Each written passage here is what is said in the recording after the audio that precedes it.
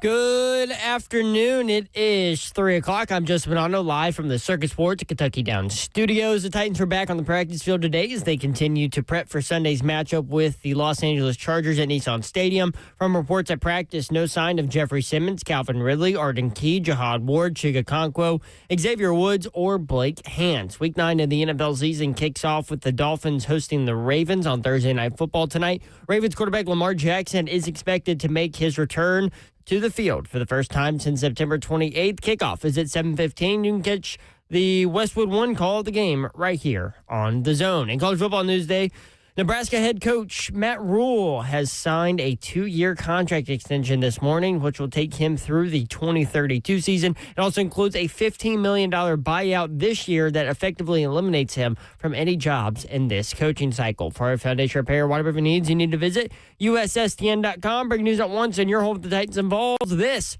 is 104.5 The Zone.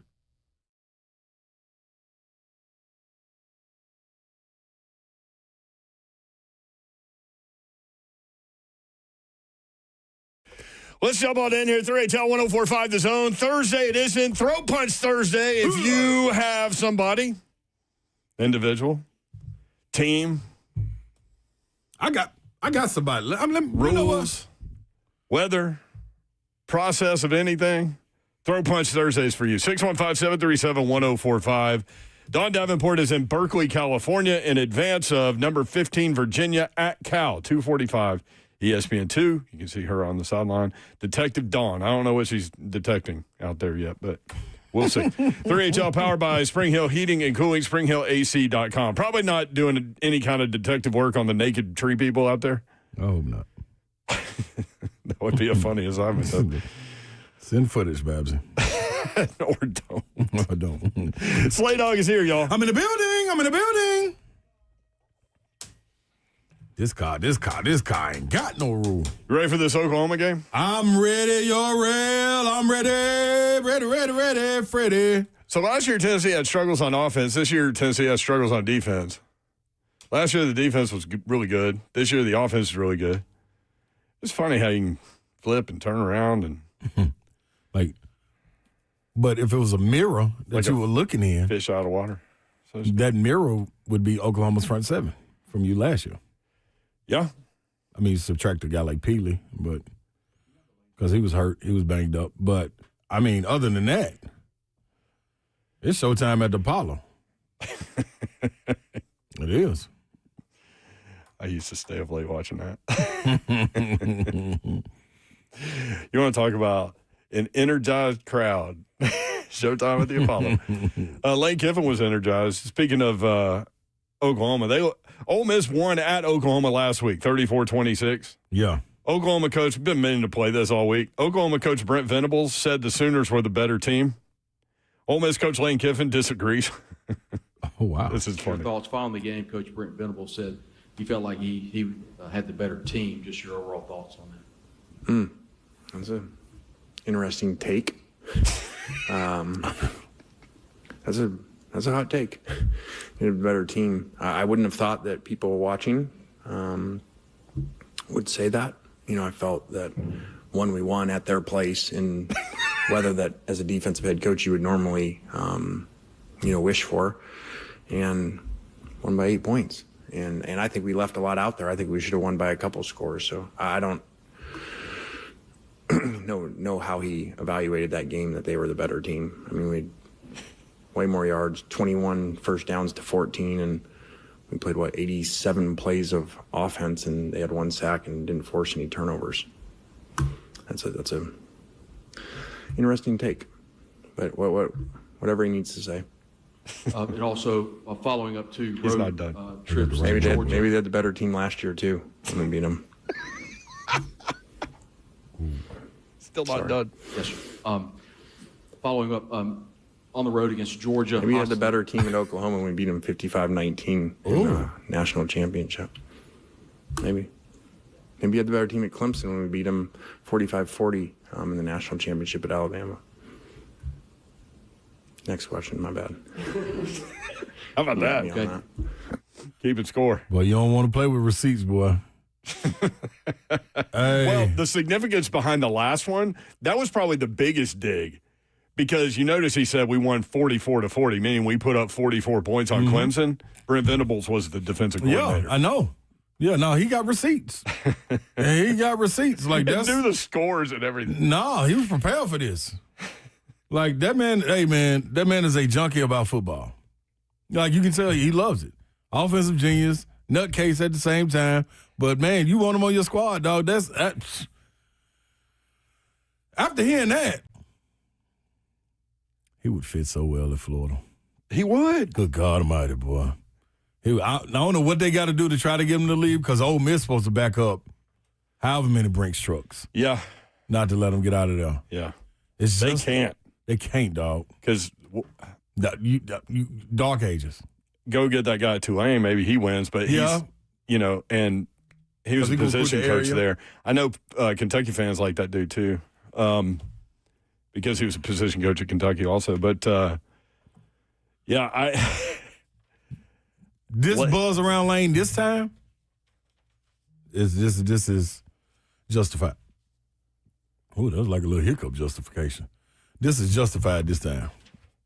You know what I mean? Like when he came out of Tennessee, you get the USC job, you get the Raiders job. John Summerall, that's the guy's name at Tulane. Yeah, John Summerall. Yeah. So there's also a video going. So Ed Orgeron's been talking to a lot of people. So there's a video going around. Ed Orgeron was telling a story about a guy that they were recruiting at USC, and it was him and Lane Kiffin. Yeah. Recruiting this guy.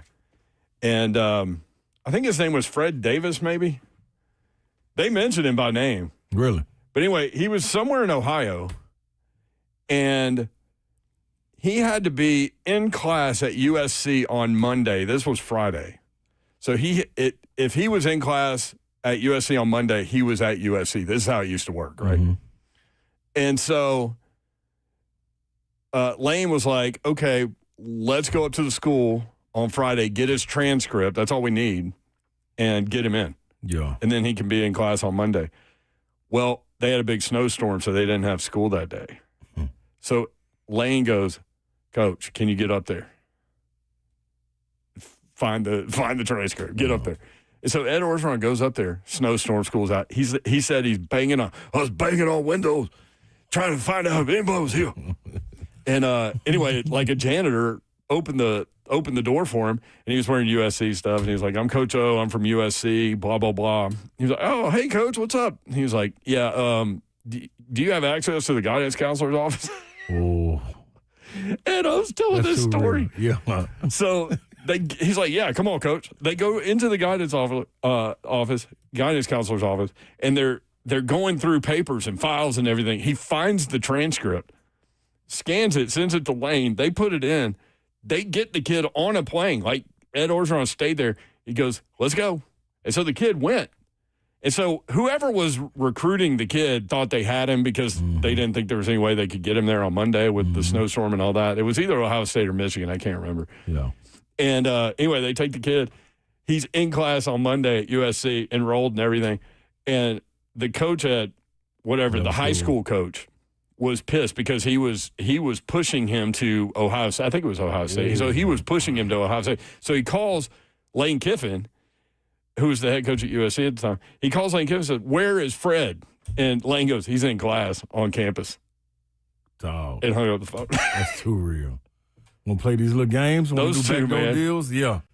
Go get them by any means necessary. Do you think Ed Orgeron gets another job? Yes. I do too, but it's not going to be. I think they're going to be in a lot of control of who he puts around them. Could he get like the Arkansas job? That'd be good. Or if Summerall leaves, could he get the Tulane would be perfect for him. It would be. I mean, he probably wants a higher level. Stage. I want to see him on the big stage, though. I just think But that's New Orleans, and he'll go eat it up and put him on the big stage. It was Ohio State, by the way. That was the school. Can you find him telling that story? I've got the story. I'm making sure he doesn't curse in it. Oh, he doesn't. Okay. You want to play it? Good job, Joe. Where did you get this from? So we give. I found it on TikTok. Kyle, I don't know who put this out. Actually, maybe you should listen to it. Yeah. Knowing it's Edo. Yeah, absolutely. Because if he just know he's free talking. Ain't no telling what's gonna come out. Like, So the baseball game last night. yeah, Blue man. Jays win. They go back to Toronto with a 3-2 lead. Too. Spanked them. Spanked them. Oh, we just was talking about, man, what's going on with the hitting. Like, oh man, hey, Dodgers. You don't pay attention to this. You do that. No, I want to Yeah, talk you about. gotta We're look talking about baseball, and I can't jump in here. No, just be cool back there, dog. We'll do it again later. You'll get another opportunity Hey, to Slay. represent Canada. Hey, Let's Slay. play tonight, too. Hey, You'll Slay. get an opportunity to represent. Slay. Don't say nothing unless you want to bet. What's Slay, up? go Blue Jays. You want to bet? Go Blue Jays. You want to bet? No, I just told you. Okay, but I don't want to just hit. told you I'm going Blue I don't Jays. want it. I just listen, y'all, ladies and gentlemen, boys and girls. This is how you shut anything down. Do you want to bet? Put your money behind that mouth. Go Blue Jays. Yeah, see, that don't mean nothing. You just out here poking the bell. You don't even really You mean should that. do the Canadian thing, though. Like, you need to work in, like, beauty, eh? Take off, eh? I'm not going to even pretend to be able to do a I love Canadian Tim accent. Hortons. I can't wait. What's that? PK Subban used to do 3HL weekly, and he would talk about poutine all the time. Poutine. It's like gravy fries. Yeah. Poutine. Like, You know what's funny about that? We told Slay about poutine, and you hadn't heard of it. I literally stopped to get something to eat on the way home, and they had it on the menu. I almost sent you a picture. You should have. Because I don't even know what it looked like. Fries with gravy on it. I mean, Look, fries and gravy. That don't even, like, that's supposed to be on steaks or, like, chicken and dressing. John Houston 232 on YouTube. You can watch the show live, YouTube, Facebook Live, Twitter, and Twitch. Twitch, please. Fred Davis was a really good tight end for USC back in the late 2000s. He wore number 83. Life with the Joneses. USA, USA, USA. There we go. That's what I'm talking about, y'all. Vandyman 82. Is Zeph Canadian or something? Yes, he is. No, yes, no, y'all. no, I'm not. Yes, he's No, absolutely Canadian. Tell the real reason. Yeah, we he's talked about this last Canadian, night. y'all. Yeah. I Yes. just hate. He's I have against. this. He's against everything Nashville. We I have have a this- local representative in the World That Series. is not and he's it. against it, y'all. I He loves Justin hate Bieber and the Bare Naked Dodgers. Ladies and Hate the Dodgers. Michael J. Fox. Listen, it has nothing to do with USA versus Canada. It has everything to do with I hate Scoop, what the don't come here Dodgers trying to stand make for. sense in the chat. He said Zeph is a Braves fan. He hates the Dodgers. Yes, That's not true. That's right. That is 100% true. Stop That's spreading it. lies. You're lying. Ask Freddie Not true, Mize. guys. What? I said you're spreading lies. Oh, We have a Canadian amongst us. hey, don't let the truth get in the way of a good story. Put your Have you hats in ever the heard closet. He takes hats. I think my hate for the Dodgers is a pretty good story. Have you found out yet whether or not Coach O curses in this story? No, It's because a I'm great- having to protect. I'm having to protect my protect what? You're calling me Canadian. Call Alyssa, man, so we can find out like what his nationality is. I am from the United States We of don't believe America. you. We don't Call it, believe Alyssa. She knows. She knows. She'll rat him out. By the way, speaking of Canada, did you guys see that the former Prime Minister Justin Trudeau is dating Katy Perry? No. Yeah. Oh, Dude. that's why she was at the game. Oh, No. she was at the game? When she at a game? When she at game 3? Oh, I don't know. There were a you lot go. of celebrities It was. in LA. It sure was. It was Man. like, yeah. Just gobbling up the tickets. Both Justin Herbert and Matthew Stafford were there. Both LA I saw football that. quarterbacks. Yeah. They bring him out. They now. started. Oh, they- that's not bad. they He's showed- 53. She's 41. Oh, yeah. That's cool ass. Yeah. I think they showed Sandy Koufax yesterday while Bert's guy Trey Yesavage was pitching. Just Savage. What a name. That's a heck of a name. And he dominated. Is 12 that all Ks. one name or? Just Savage, yeah. That's the truth. It's Y.E. Savage. That's the They truth. should have named the kid. His parents should have named him I Am. He had Oh, that would have been sick. I Am. Yes, Savage. that dude. He had no. He couldn't How be. sweet would that have He could been? have been nothing else but a baller. Nothing else. If Dad would have had that idea, what do you think Mom would have said? He better be something. we need to name him I Am. They kept He better be something. That's what she should have told him. He better be something. on the broadcast. They kept saying his age. He's 22 years old, and saying like he's the first rookie to ever do this, first rookie to ever do that. And I just felt really bad because I'm older than him, and he is doing that on that stage. So Katy bad for Perry's myself. trying to be Canadian too, I guess. Yeah, so you need to go with Zelf and find out where he did his paperwork. Yes, T-Man, you're right. Don't forget Zelf is related to he's related to the Canadian mob, though. This is the different Bonanno family. Is there a Canadian mob? It's a Canadian Bonanno family. Zelf's from it. Oh, man. He's listening. Now he's doing his work. Good job, Zephyr. What'd you say?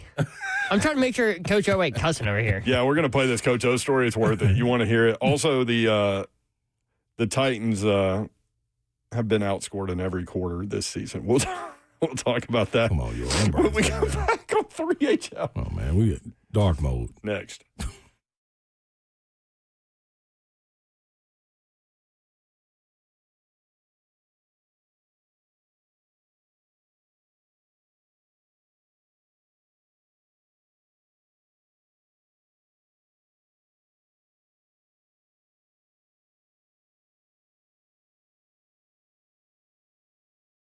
Listen up, man. This is Big Slay, and I'm coming to you with all about All Pro.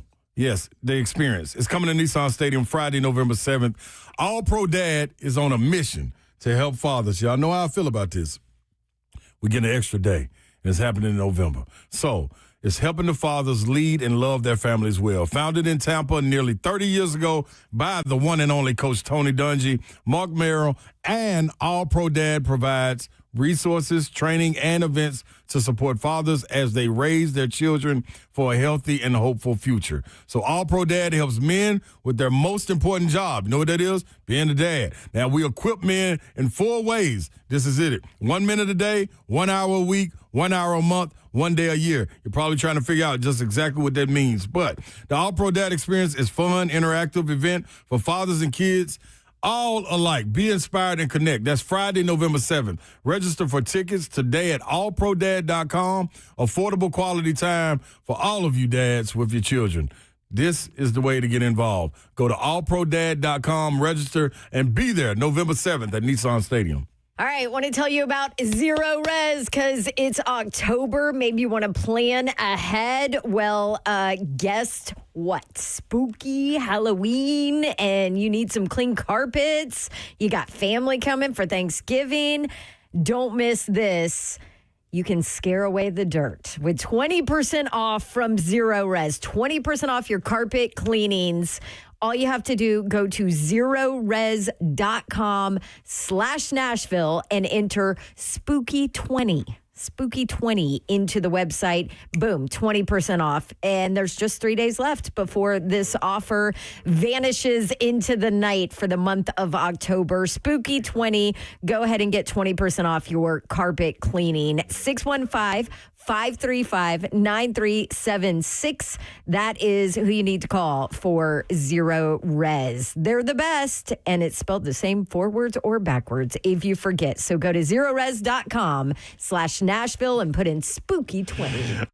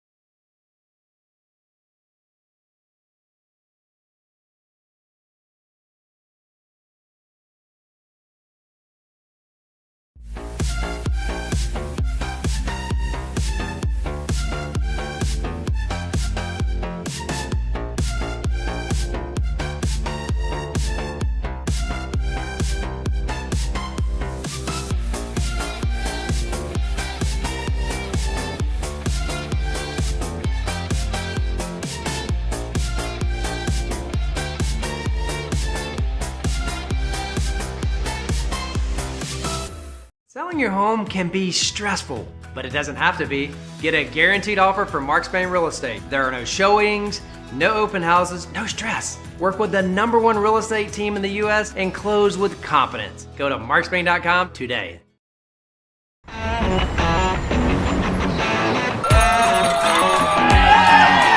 Smashville hockey. Around here, it can sound like a language of its own.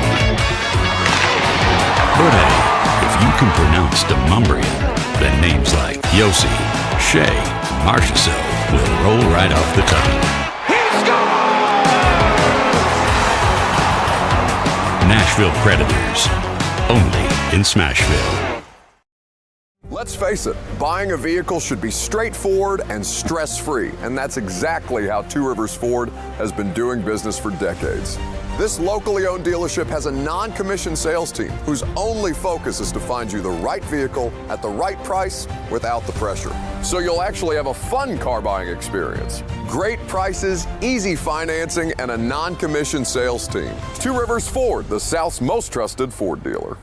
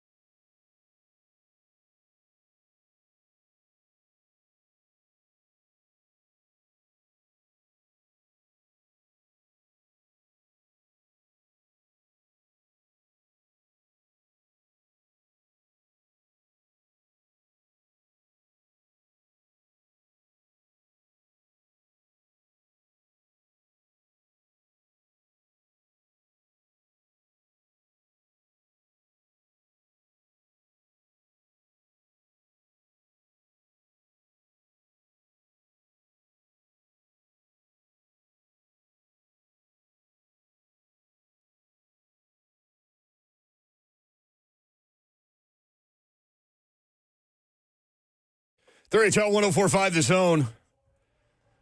We were talking about a story that Ed Orgeron told, and he could do it much better than me, especially because he's got a much better voice. I feel like I can do it pretty good, but not as good as him. You was on it, though. This is Ed Orgeron telling a ridiculous college recruiting story. This is funny. And Lane is obviously Lane Kiffin. They were at USC. Check this out. I need your help. I said, Lane, we got to get Fred in school on Monday. He says, Coach, it's snowing and the frickin' school's closed and the coach is a Ohio State guy. I can't get the transcript. If he wasn't sitting in the classroom on Monday, he couldn't get into school and he's going to go to Ohio State. I said, I'm coming. So we go up there, man, and it's snowing. The school's closed. Coach always taught us to compete, right? Compete. So we start knocking on the windows. Hey, what's going on, man? Anybody in there? Old janitor comes up, man. Hey, what y'all doing? Hey, USC, man. Hey, how y'all doing? I said, hey, man, you let us in the guidance office? Oh, sure, Coach. Come on over. On the guidance office. Couldn't find that, but we called the person that was in charge of Fred Davis. And we said, hey, we need his transcript. Could you please come give it to us? We need to get him to school on Monday. He goes, sure. He comes. We get the transcript, and we haul ass out of school. Now, he gets admitted. Fred Davis gets on a plane. He comes to school, and he's sitting in class on Monday. You and Lane were in a high school guidance office rifling through, like, files, trying to find his transcript. We're trying to find some numbers. So Fred's, sitting there and in class. The coach was going to make him go to Ohio State. So he calls Lane. He goes, hey, man. We haven't seen Fred at school today. Do you know where he's at? And he goes, yeah, he's sitting in class at USC. Hey, man.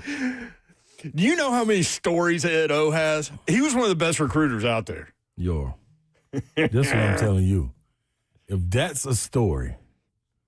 Can you imagine? And we just now hitting NIL. And people are up in arms you know about how what's illegal going. that was? That's what I'm saying.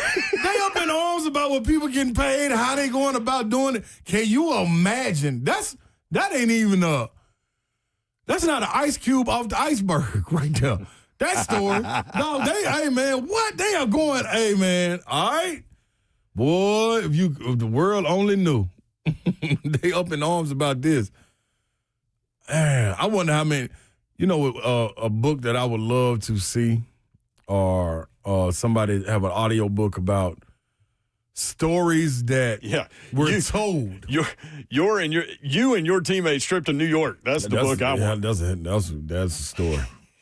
Even if it's just 2 chapters. Yeah, that's only a couple states that could be told in yours. But this one right here, what I would want to know is the stories that have been told to the NCAA of people trying to backdoor and turn people in. Yeah, because nobody wanted to turn anybody in because then that puts the light on you too. Like, what you been doing?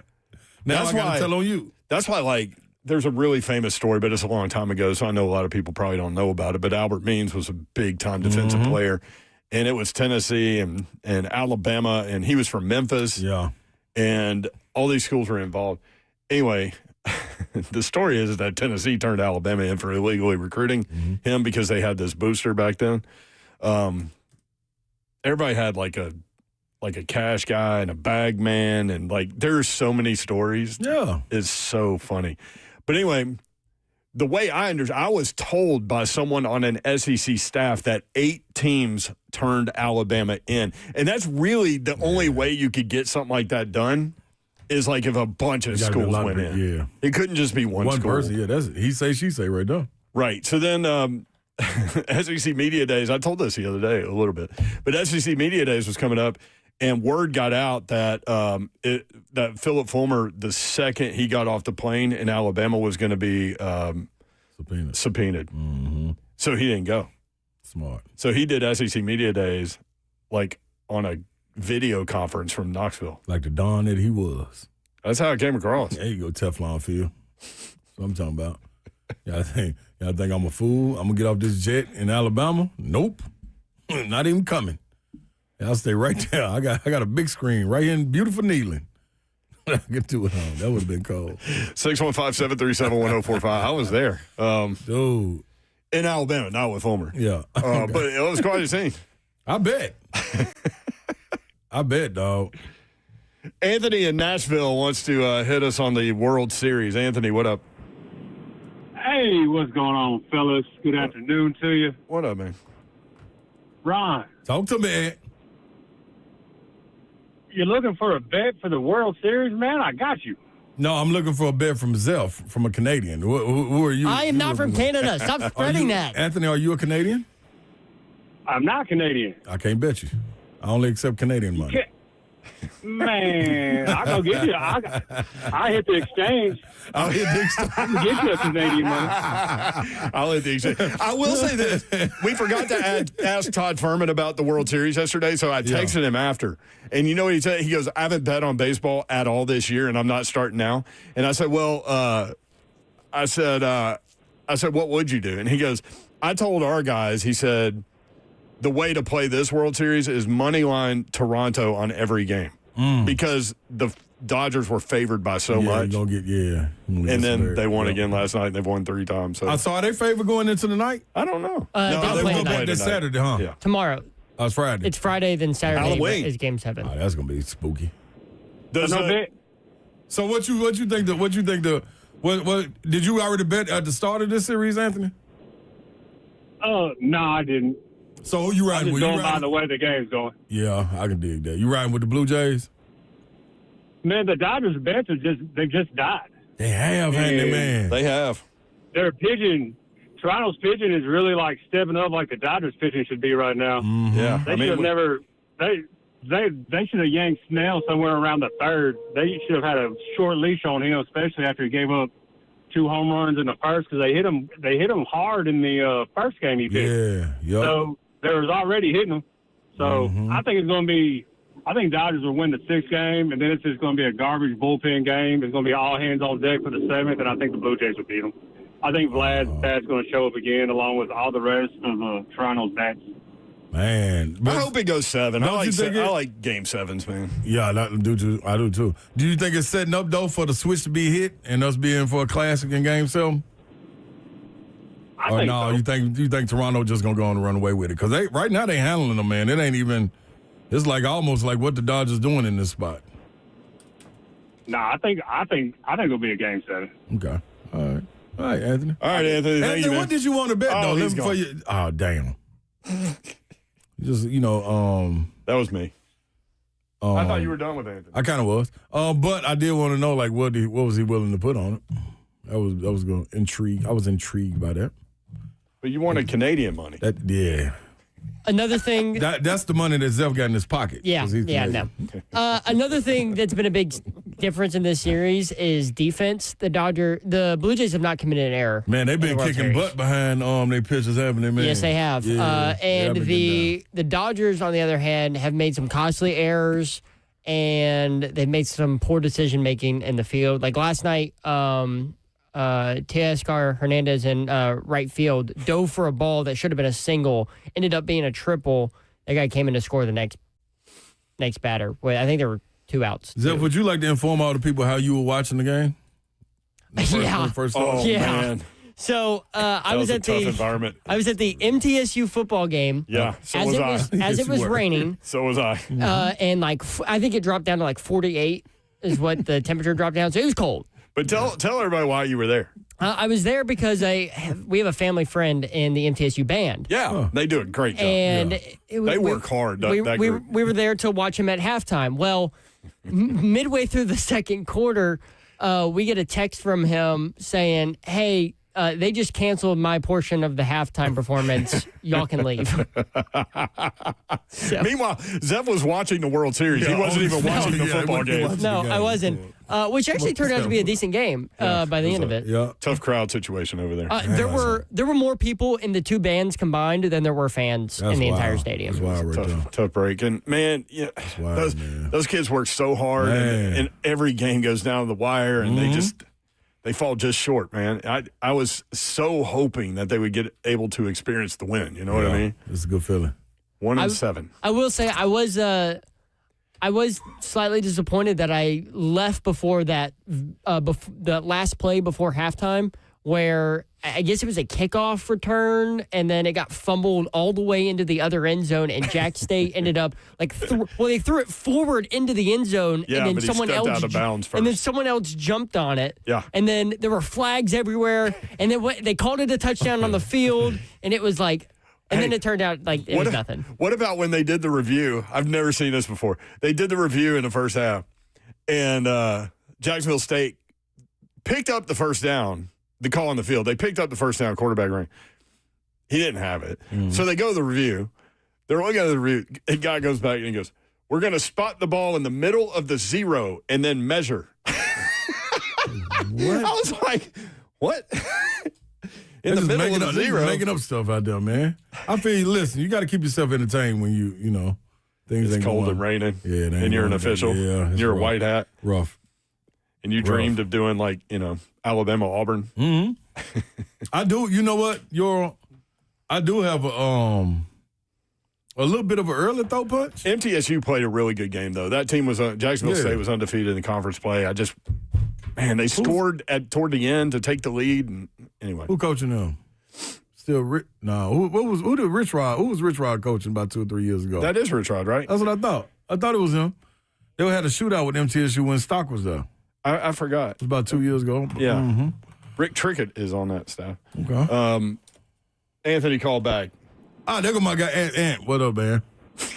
Hey, man. Hey, I didn't know you was coming around to being serious on nothing. I mean, if I have a chance to take $100 of Ron Slade's money, I'm going to jump on it. No, you know what I'm saying? I was just intrigued to see. I don't know that legally we could just organize bets across the radio. No, betting is everywhere, dude. You can do this at the corner store, on the radio, everywhere. Not legally at the corner store. I don't think you can. No. Oh, you can't? No. Oh, wow. He said no. That's why they have sports books. So the people that be shooting dice at the corner store ain't doing that? That's not legal. No. I thought it was, my bad, Anthony. I thought it was a little game going on. Remember the numbers back in the day? That wasn't legal. Good, man. I do remember that. The cops would bust those things all the time. Nah, yeah, appreciate you calling back, Anthony. I was just intrigued, you know what I mean? Yeah, Oh, you're good, man. All right, little No, bro. I thought you was coming around to. I was like, we can do a little something for charity or something. Listen, the only thing that make me come around is if I get a text from Mookie and Mookie say, "Hey, man, we winning this." Which I don't think If he you get from Mookie, I want to turn him in with the NDA guy. Yeah, we got. Yeah, my bad. No, he wouldn't never call me and say nothing like that. Y'all be good. All right, dude. I guess Anthony, if he's from Canada, he's from Southern Canada because he had a Southern accent. Oh, yes, Anthony, USA tried and true. Now, we only got one Canadian around us. He's on the phone. Hey, I looked up famous Canadian things. Mm-hmm. I got 20 of them. You ready for this? Would you giving me the top 5 or you Maple starting syrup, backwards? which we're all in on that. They got something. They did that right. Like Kentucky got bourbon. That syrup is winning. Poutine. Canada's most famous dish originating in Quebec in the 1950s. Combination of French fries, cheese curds, and gravy. Yeah, pass. Ice hockey. Northern Lights. I've always wanted to see those. Yeah, they're way up there, though, ain't they? Yeah. Niagara Falls. Part of that's in the United States. We can deal with that. Yeah, we'll fight them for that one. Oh, here you go. What? Ketchup chips. Wait a minute, y'all. Ketchup chips. Yeah. Are they flavored like? Very popular in Canada. What is it, though? Like, is chips that taste like ketchup chips. No, they can have that. It's like barbecue chips, but ketchup chips. Yeah, they have the mustard version of those, too. Yeah, that's dumb. Well, that's not on the list. Run away with this. Famous Canadian things. Moose. Yeah, those things are huge. You ever seen the moose? Man, bigger than cars. Bigger than cars. Yeah, they ain't the ones we grew up on. Y'all bullwinkle in them. These are real ones. I saw one when I went to Wyoming. These are the real ones. Somebody gave them steroids. Yeah, that boy's humongous. They're out there just shooting them up. Oh, like and then what'll really trip you out is when they get up. If you run up on one while he laying down or something, you'll be like, oh, it's moose.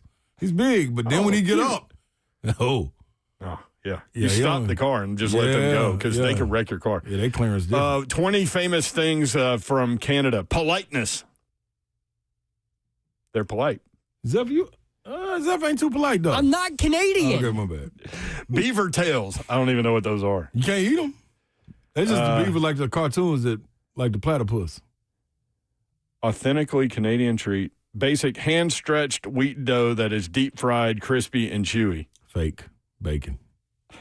Just a different name. Butter tarts. That ain't nothing. I know that ain't nothing. That's the CN Tower. The national flag. I like the tower, though. Pea meal bacon. Nah, see, that's why they ain't never made it over here. That's foolishness. Pea meal? 20 famous things from Canada. Pea meal. I don't know. Is that number one? No. Oh, okay. I'm going from one to the bottom. Scenery. Come on, man. That's what they trying to sell. Bannock. I don't know what that is. Yeah, I guess something like a hammock, I would think. Indigenous food the settlers adopted. Delicious, versatile. Fried bread. Often so. Everything's fried bread. Yeah, they just Montreal-style bagel. Come on, y'all. Nanaimo bars. I don't know. A layered dessert with coconut, graham crust, creamy custard filling, and chocolate. You know I'm a custard guy. That's up my alley. I don't know what all the rest of that stuff on now. Come out your alley. Yeah, yes, it will. Split pea soup. No, They have a picture of it. It is green as green can be. I know that ain't nothing. That's something Babs would try to hype up, and she wouldn't even eat it. The Royal Mounted Police. You cool. talked about them yesterday. That was a cool catch. With the red suits. Zeph, they ever pull you over? On the horse? When you was up there? I am not Canadian. Tourtière. What? Is that supposed to be like tartare? The rich and flavorful meat pie. See? That ain't nothing but some tartare. They don't switch the name around. No, tartare's raw. That's what I'm saying. This is tortor. That is not what he said. Game meat. For a taste of wild, head to the northern regions for game meat like moose, caribou, and venison. No, anybody eat that. That's why not eating a moose, man. That's why it's in That's abundance. bullwinkle. Yeah, come on, dog. He talking. We can't eat talking moose. No. Would you eat venison? Who is that? Deer. No, man, ain't nobody. That's one of our. We grew up on it. Like trying to eat everything we grew up on. That's Bambi. Come on, man. Seen what Bambi had to go through? Yeah, where do you think Bambi's mom went? Bingo. To get eaten. Bingo. Win some deer chili. Yeah, so why we want to? If we're not pushing gambling, we ain't pushing that. The last thing that they're famous for, maple taffy. I don't really like taffy. It gets all stuck in your teeth. I like Laffy Taffy. You do? That's taffy. Yeah, but they ain't not It's no fake maple. taffy. It's fake taffy. Yeah, I like the fake one. Don't bring me that real. Okay. Injury report for the Tennessee Titans. It's very long, and the Chargers just came out. Both are very long. Okay. We'll do it next. Everybody banged up. There are some people that were limited yesterday or did not practice that were full today for the Titans. We've got that for you. Stay tuned if you want in. 615-737-1045. It's Rudolph. Rudolph.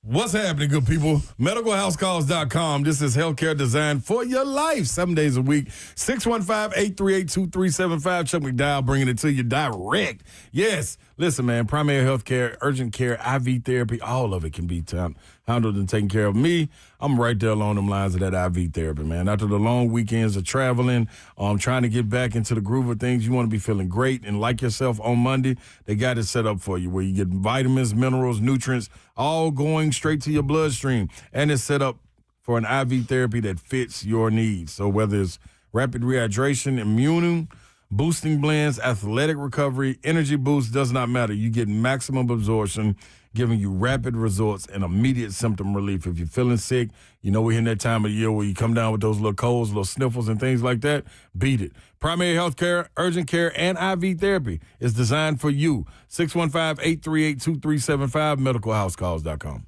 I want to tell you about a new obsession for you as soon as you try Daisy French Onion Dip or Daisy Ranch Dip. I have the Ranch Dip in my refrigerator right now. We'll have it out this weekend, and I will dip chips in the Daisy Ranch Dip while I watch lots of football.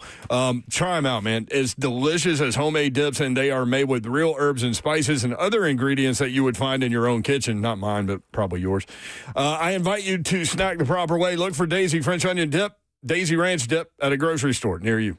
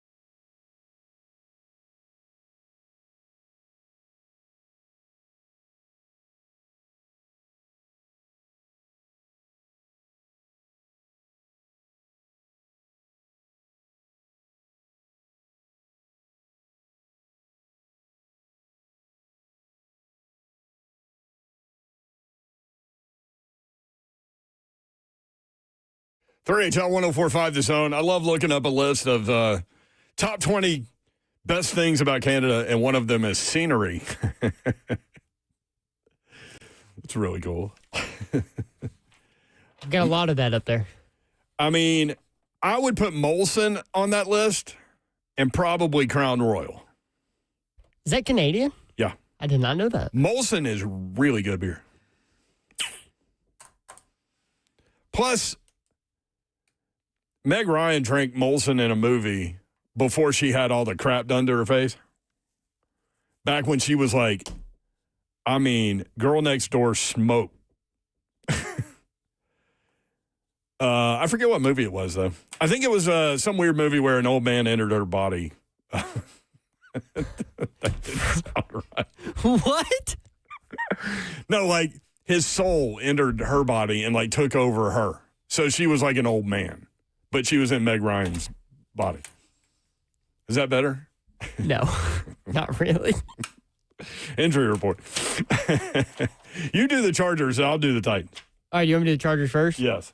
All right, guard McCoy Becton went from a did not practice on Wednesday to limited, dealing with a knee injury. Tackle Austin Deculus went from limited to limited, dealing with an ankle injury. Tight end Will Dissly had an illness on Wednesday, did not practice, was limited today. Cornerback Cam Hart, not on the injury report yesterday, but did not practice today with an illness. Wonder if that's the same one from Will Dissly. Long snapper Josh Harris was limited today with a chest injury.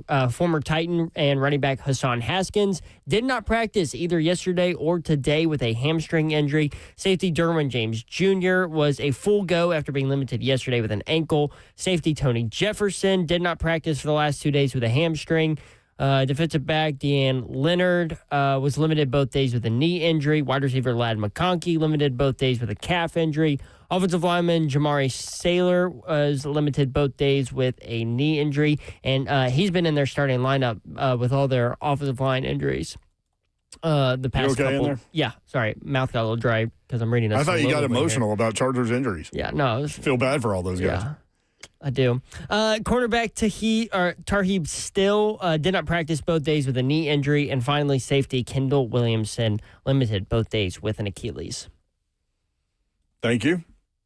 Bubba and Dixon, When a Man Loves a Woman, Mayor. Nope, that's another Meg Ryan movie where she was an alcoholic and Andy Garcia was her husband. Mm-hmm. I know my Meg Ryan stuff. It was Prelude to a Kiss, 1992. Never seen it. Mm-hmm. Well, I mean, it's way older than you. It is 9 years older than I am. Not that should dissuade you from seeing great films like the movie Clue. I've seen Clue. Okay, good. I've also played the board game. Yeah. And read the book. Agatha Christie, and Then There Were None. Oh, yeah, that's right. Good call. All right, Titans injury report. Yesterday, limited. Today, full. Cornerback Darrell Baker Jr. Running back Tony Pollard. Offensive guard Kevin Zeitler. Tight end Chega Okonkwo. All of those guys were limited yesterday and full participants today. Dan Moore Jr., offensive tackle, did not practice yesterday. He was full today. Limited today. James Lynch. The Lynch mob. Gorillas in the mist. Defensive lineman. Wide receiver Bryce Oliver, limited today. Did not practice today. Offensive lineman Blake Hance. Outside linebacker Arden Key. Calvin Ridley, wide receiver. And defensive tackle Jeffrey Simmons. Oh, and safety Xavier Woods. Now, Calvin Ridley has missed the last 2 games with a hammy. He did not practice. Big Jeff missed the game Sunday with a hammy. He did not practice. Arden Key, who has missed the last 3 games with a quad, did not practice. Safety Xavier Woods suffered a hammy Sunday in Indy. Offensive lineman Blake Hance has missed the last 4 games with a shoulder/back. That's tough. That is.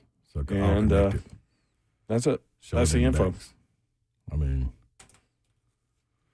well, what was I missed the main guys for the Chargers? Who was the main guys of?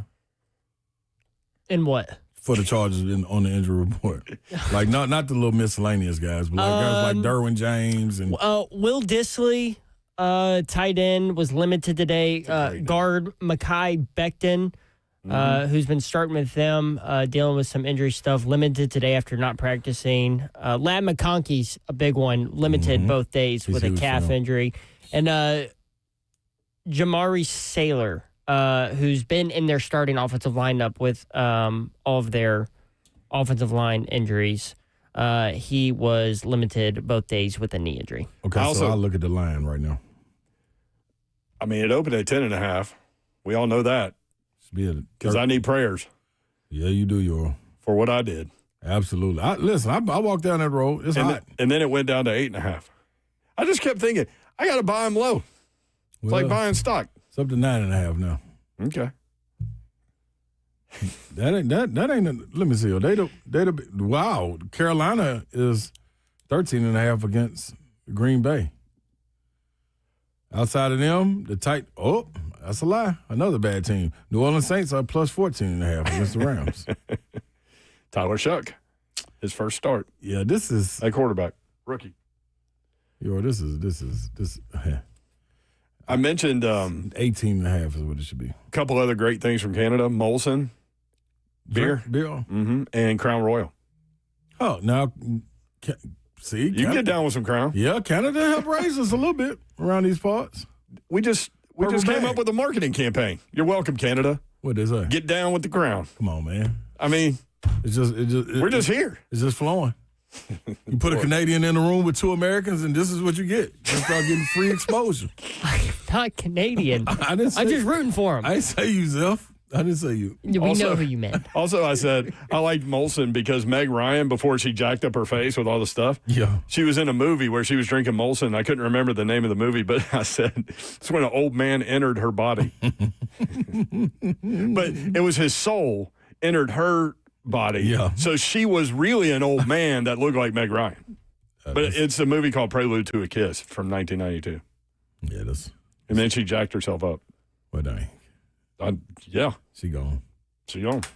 She should have been in dog mode. I'm in dog mode right now. You are? Is Absolutely. that what you're wearing on Saturday? Or you got something else? This exact outfit? Yeah. No, I got plenty of dog mode outfits. I didn't know if you were giving us like a little preview. No, this is it though. I'm all black. I got a ski mask. You called it black mode yesterday. I'm all black mode. Yeah, I ain't coming up there playing, man. Nobody else is. I'm telling you. That's going to be an incredible environment. Dude, they're going to be wild, and I'm going to be one of those days. I wish I had tickets to that game. I'd go. It's rough. I would go. It's rough. It is rough. Lady Vols crushed Columbus State last night, 148-48. They won by 100. They had 7 players in double figures. Coach Kim Caldwell, not happy.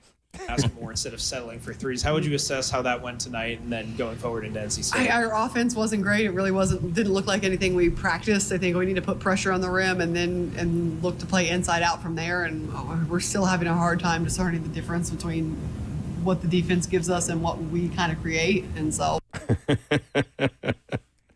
I love it. With the things that they're going to do to people this year. I mean, what they do last night. 148-48. They had 3 players with 18 points apiece. And to put that into context, Missouri lost to Maryville. Kelly Harper. First game out of exhibition. Oh. She said, well, at least the players may listen to us now. It's not just me saying it. Maybe this gets their attention. That's a tough one to lose at Missouri. I like what she said there, but she's point blank putting it on her players. Yeah. Like I've been telling y'all. Y'all ain't listening? Well, here you go. This is not. I just want everyone out here to know this was not on me. Yeah, exactly. It's a great way to start your tenure at Missouri. I love it. Kelly, way to go. I love it. Hey, I talked to Greg Cosell today. He's on at 420. Okay, what did he say? He said this was by far Cam Ward's best game, and he'll walk us through some throws. Oh, I'm here for every single word that Cosell going to say yes, because the hope I lost. Like, I need one of them. You sound like Yoda. I hope I lost. You just got to talk broken up like that. That's what you got to do. All right, more 3 until when we come back. 615-737-1045. Also, the coaches' SEC basketball team has been announced. Uh-oh. I did write down the first and second team. I want to get your take on it in the preseason player of the year. That's coming up. Also, Titans have been outscored in every quarter. We've got some details on that. Coming up on the show, 615-737-1045.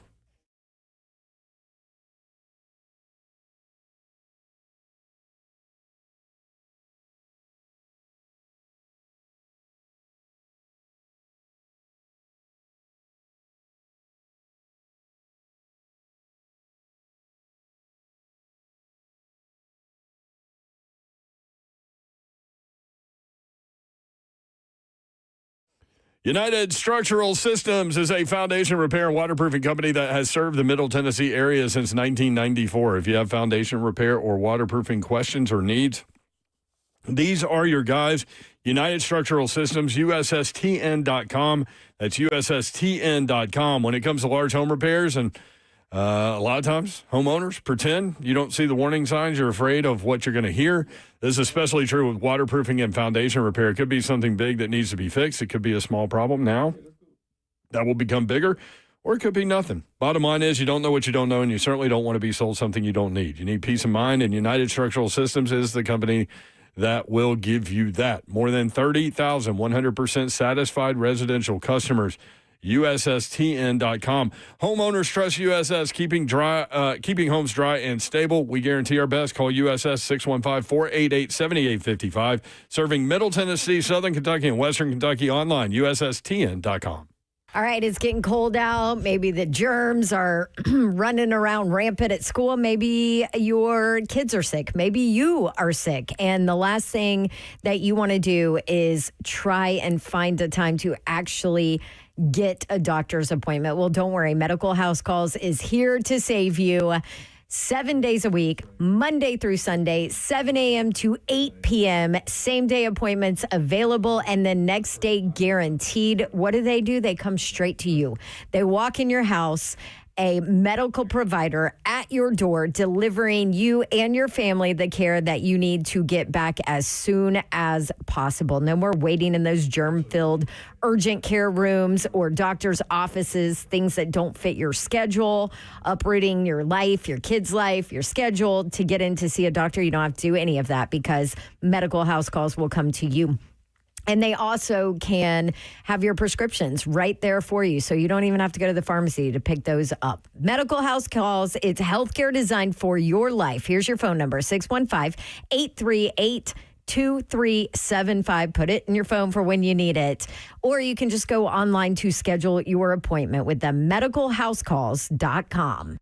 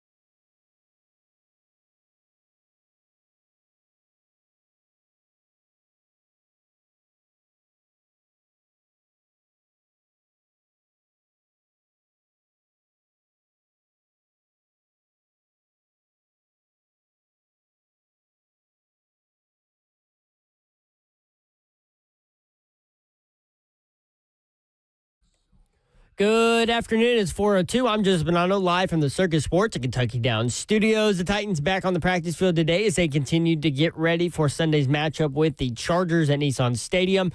Injury report is out for the Titans, and Jeffrey Simmons, Calvin Ridley, Arden Key, Jihad Ward, Chiga Okonkwo, Xavier Woods, and Blake Hance all did not practice for the Titans. Week 9 of the NFL season kicks off tonight with the Dolphins hosting the Ravens on Thursday Night Football. Ravens quarterback Lamar Jackson expected to make his return to the field for the first time since September 28th. Kickoff is at 7:15. You can catch the Westwood One call of the game right here on The Zone. In college football news today, Nebraska has signed head coach Matt Rule to a 2-year contract extension, which will take him through the 2032 season and includes a $15 million buyout this year that effectively eliminates him from any jobs in this coaching style cycle. Ferrari Foundation Repair, whatever it needs, you need to visit USSTN.com. Breaking news at once on your home for the Titans and Vols. This is 104.5 The Zone.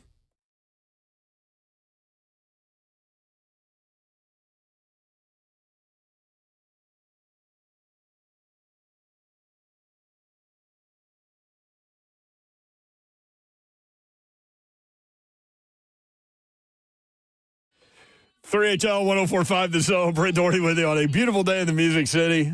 I think we're supposed to go rainless until like next Friday now. Oh, Knock really? on wood, please. What? Knock on wood. I don't believe in knock that. on no wood. I do. There's nothing I can say that's going to affect things. Wrong. Like if I say Tennessee's going to beat Oklahoma, it doesn't mean they are or aren't. It's just this feeling. You really like that? I'm a baseball player. I'm superstitious. Yes. Yeah, I know. I grew up Canadian playing baseball player. too. He's an American baseball player. You Canadian. There's only one Canadian in the actual World Series. No, it's a whole. And it's Freddie Freeman. It's a whole franchise. Yeah, but didn't George Springer say he wanted to win it for the country? Which is weird. And he's from 'cause Connecticut. He's from the U.S. See, they get up there and just that's what They're Zeff's messing trying to do around like now. Zeff. Exactly. Springer's now Canadian. Come on, dog. You're superstitious. I grew up baseball too, but I'm not superstitious. I always thought, like, look, man, if I wear the same shirt, and Slay does get on me for this because I'll wear different shirts on game day sometimes, and I'm like, if I don't wear the same shirt, it's not it doesn't mean Tennessee's going to lose because somebody on the other team's fan base is doing the same thing. I did that when Tennessee played Purdue. No, when they played Michigan. Wore the same clothes all Where the your way through. Jordan meme face went out. You did what that day? I wore the same outfit the whole tournament. Oh, Lord. Like going to the game, they're wearing the same thing. And you were on a trip, meaning you couldn't wash it. No, it was just one game. No, it was 2 games. So it's 2 games. You're right, you are. I know. Yeah. Well, I wear the Juwan Howard took us down. I wear the same shirt Unbelievable. every Friday. Same orange polo every Friday. No, that big, slow white guy that didn't get better when he went to Kansas took us down. Yes, I was he at did. that I game. forgot. Yeah, I forgot all about Hunter him. Dickinson. Dude, and that was forever ago. He never got just better. now nope. Just kept getting over. He's a good player. Got over $1 million every single year with NIL. Every single year. That was Kennedy Chandler's last game as a Vol. I remember he was crying after the game, and Juwan Howard hugged him at midcourt. You were at that game too? I was covering the game for. Slay was there. Mm-hmm. Well, Slay, we should have hooked up. There's a meme of Slay from that game. Really? Out on the I need internet. to see this. You ain't seen it? What do I look up? What do I look up to find it? Slay Michigan meme. Yeah, I don't probably, know. Yeah. Probably can Google it. Hey, Google. Look up Slay Michigan meme. Everybody phone doing it too. Yeah, everybody listen. Y'all welcome, y'all. All right, nothing popped up. Can we do something popped up for me? Can we do meta Send it too? to me if you have it. No, this ain't good. I can't read this. Is it about you? No, it's not about me, but the word Slay's in there. Yes. All right. 3HL is powered by Spring Hill Heating and Cooling, SpringHillAC.com. Babs is in Berkeley, California, in advance of number 15, Virginia, at Cal 245 ESPN2. What up, Check her Babs? out there. Slay's already in dark mode. I'm in the building. And I got a throw punch. You do? Yep. It is Throat Punch Thursday. Mm-hmm. I thought Anthony was trying to throw punch me. So it was Will from the Ville. We was there. Oh, yeah. If you were there, Will from the Ville. That was, you know what? See, you see, y'all repeat what you just said. If Slay is anywhere, Will from DeVille's there too. See, come on, Will. Yeah, come on, man. Ain't nobody, it's already known. You know what They all know that weekend was? What was it? That was the weekend Kentucky lost to St. Peter's. So was. And we were up in the media section working because it was after the Tennessee game just to watch that game. And as soon as Kentucky lost, I'm telling you, every single person in the media section sprinted downstairs to listen to Cal's press conference. To listen to Cal say the same thing he always say. And you know what he did? He blamed the players. They just don't listen. Man, my guy Keyshawn Clark, shout out to Keyshawn Clark. We had him on too. We had him on during that run, right after they beat Kentucky. He was on the show with us here, 3HL. So shout out to Kiki. That was the birth of what was it? Doug Edie? Was that his name? The white guy with the mustache had the pink shoes. Oh, I just remember Shaheen Holloway coaching him. I can't find it either. It's The little somewhere gif out of there. you. I'll Oh, find it. yeah. That went everywhere. It sure did. Michigan fans were tweeting it out. It was like, it was a little bit like the Jordan. They made it seem like I was crying. I was sad. But they ain't get nobody else beside me. They ain't get Will from the Ville. Keon Johnson was beside me. They ain't getting him. Like, they ain't getting nobody else. Just zero in on me. You were sad. Oh, no, I was pissed, too. Off. For greatness. I'm going to put Ron Slay crying face. Or Jeff. Fans going to the Titans-Chargers game Sunday are encouraged to bring new or gently used coats in support of United Way. Monetary donations are accepted as well. United Way, greaternashville.org/donate. United Way, greaternashville.org/donate. Bring a new or gently used coat to the game and help up. Always think about the homeless community at this time, man. Absolutely. When the weather turns. Not that the weather needs to turn to not think about those guys and gals. Titans have been outscored in every quarter this season. In the first quarter, minus 41. Only the Saints are worse. Minus 52. Not a good way to start the game. Not at all. Second quarter, not bad. Minus 16. They're number 25 in the NFL in the second quarter in terms of point differential. Third quarter, this is not the way to come back out of the locker room. Because you're like, hey, man, because they've actually had some close games at halftime, right? Had the lead once. Yep. They come out in the second half, ready to go. Minus 46. Come on, bro. That ain't it. Worst in the NFL, and it's not close. Wow. Fourth quarter. Now, this is where teams already have it wrapped up. Yep. Don't need to score anymore. Garbage time right here. Yeah, minus 17. Oh, yeah, there we go. Fighting. Tied for 27. Now, here's a funny little element to this story. The Arizona Cardinals have outscored their opponent in the first quarter, in the second quarter, and in the third quarter. But in the fourth quarter, they are the worst team in the NFL in point differential, minus 47. That's what the Titans got them. Yep. That is. Well, That sure is. They just gave it to us. They just gave it. You had to take it, too, to be fair. Will you read the do you have it in front of you? Can you read the Colts? I do not have it in front of me. Let me find this because the Colts is hilarious. It's in the chat. Only the Titans, Bengals, and Browns have been outscored in every quarter. Come on. Titans, Bengals, and Browns have been outscored in every quarter. One's quarterback is hurt. One's the Browns. And one is the Browns. Like, there's no said. Yeah. Okay, do you want to hear the Colts quarter differentials? Classic game. Yeah, Colts, go. All right, in the first quarter, they're plus 26. So they get off to a hot start. But it doesn't stop there because in the second quarter, they're plus 55. Golly, they blow people out. Yeah. And then it doesn't stop there because after halftime, they just come back with a club and it's plus 30. And then that's when they take the foot off the gas because they're only plus 5 in the fourth quarter. See, that's a Canadian, and you thinking hockey off the glass. No, sit down, get off the glass. Well, the Colts are basically playing hockey. Whatever happened to your now. belly on the glass? They hated on me. They're out of town tonight, but they're back on Saturday. They've got a 2:30 afternoon game. They keep going all around me, you are. And you know what? And I mean this. Prez. Y'all listen up. Ever since I tried to get on the glass, and y'all started ignoring me, Know where y'all been going? Down? Downhill. Great picks in the draft, great acquisitions and trades, and even Pekka. Pekka, like, you know what? I'm out. I ain't gonna do this. Put a statue up. Slay can't be on the glass. Put me a statue up, and I'm out of here. Personally, I just can't do it. That's what happened. Yeah, Juice. Like Juice was on a high. He just went downhill. Y'all ever get me on the glass? But see now though, it's different than how I feel. Now I feel like you're trying to do it to make up. I ain't really how it worked. Should put me on the glass when I was hot. Well, Saturday at 2:30, you won't even be here. So bingo. If I were them, I would ask you to do it then. No, they should ask me. So that way they can have an out. You're just like, you think I'm messing with you? Watch this. Yeah, we did ask you, but like Hitman. Mm-hmm. Watch this. Watch this. Mm-hmm. Hey, Slay, you want to put your belly on the glass this weekend? Yep, sure do. Titanomics next up on 3HL. Titanomics, what's up?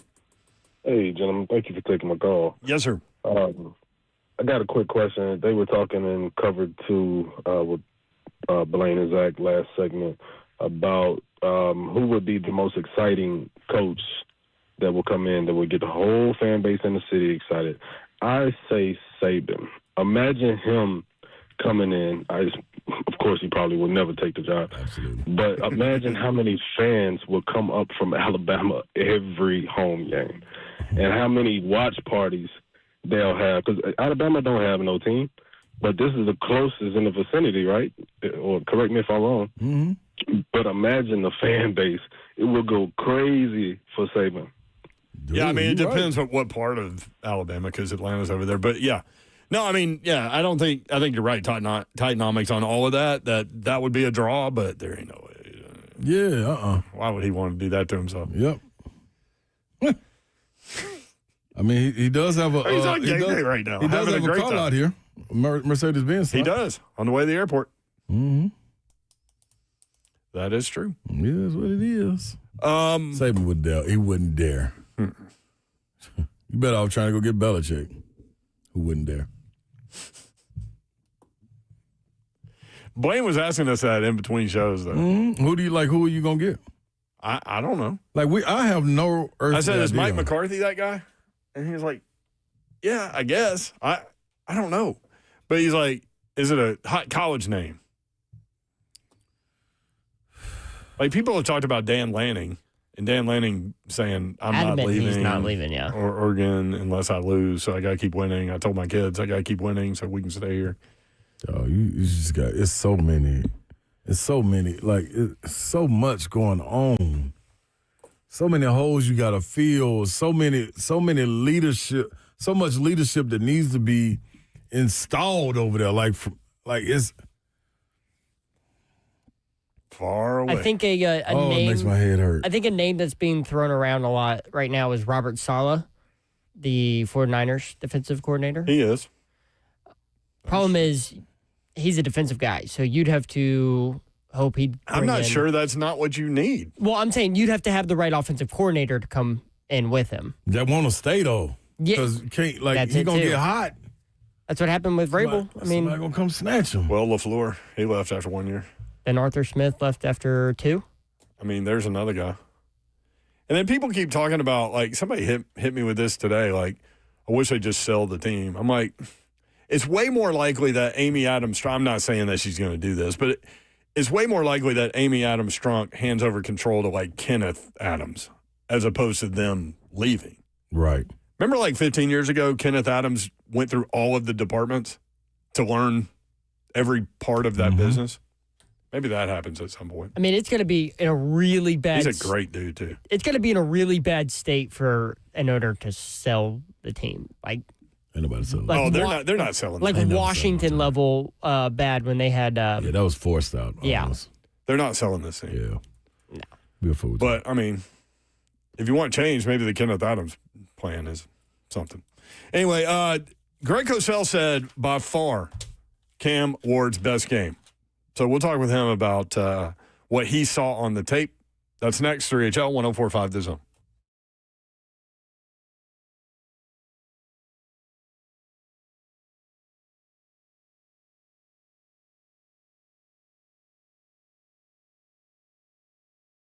I know what I want, and I only buy what I need to keep me connected. Stay connected with Wi-Fi coverage that delivers the speed your devices need. Xfinity Internet. Protect your devices and help keep loved ones safe and secure online with advanced security included at no extra cost. Count on a reliable connection for all of your devices, even when everyone's online. 24/7 customer service, here for you whenever you need it. With in-home Wi-Fi support. Stay connected on the go with over 20 million secure Xfinity Wi-Fi hotspots nationwide. Get the best Wi-Fi for your home. Enjoy ultimate control of your home network with the Xfinity app. Personalize your Wi-Fi name and password, assign user profiles, view and control connected devices, and much more. Use the Xfinity app to pause Wi-Fi, to disconnect for a while, set family-safe browsing, and much more. Advanced security is available to Xfinity Internet customers with a compatible Xfinity gateway. Must activate advanced security through the Xfinity app. To get started, visit Xfinity.com or simply drop into an Xfinity store today. Xfinity, the Wi-Fi is booming.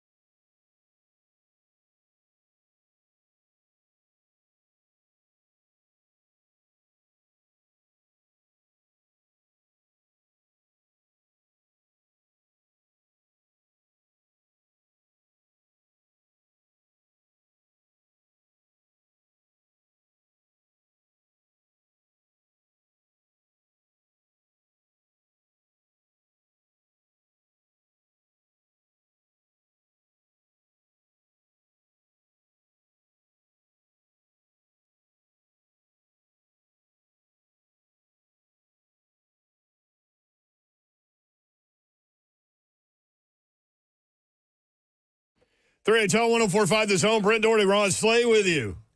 Babsy will be back on Monday. Mm-hmm. Hope you're having a great Thursday. It is Throat Punch Thursday. Slay says he's got one. We'll get there. Got two. There you go. Yep. Double down. That's right. What does Team Canada say? Do you guys have a throat punch? They should be throat punching themselves. Why would they throw? They're up. They're winning. No, I'm asking you. Country. You have one.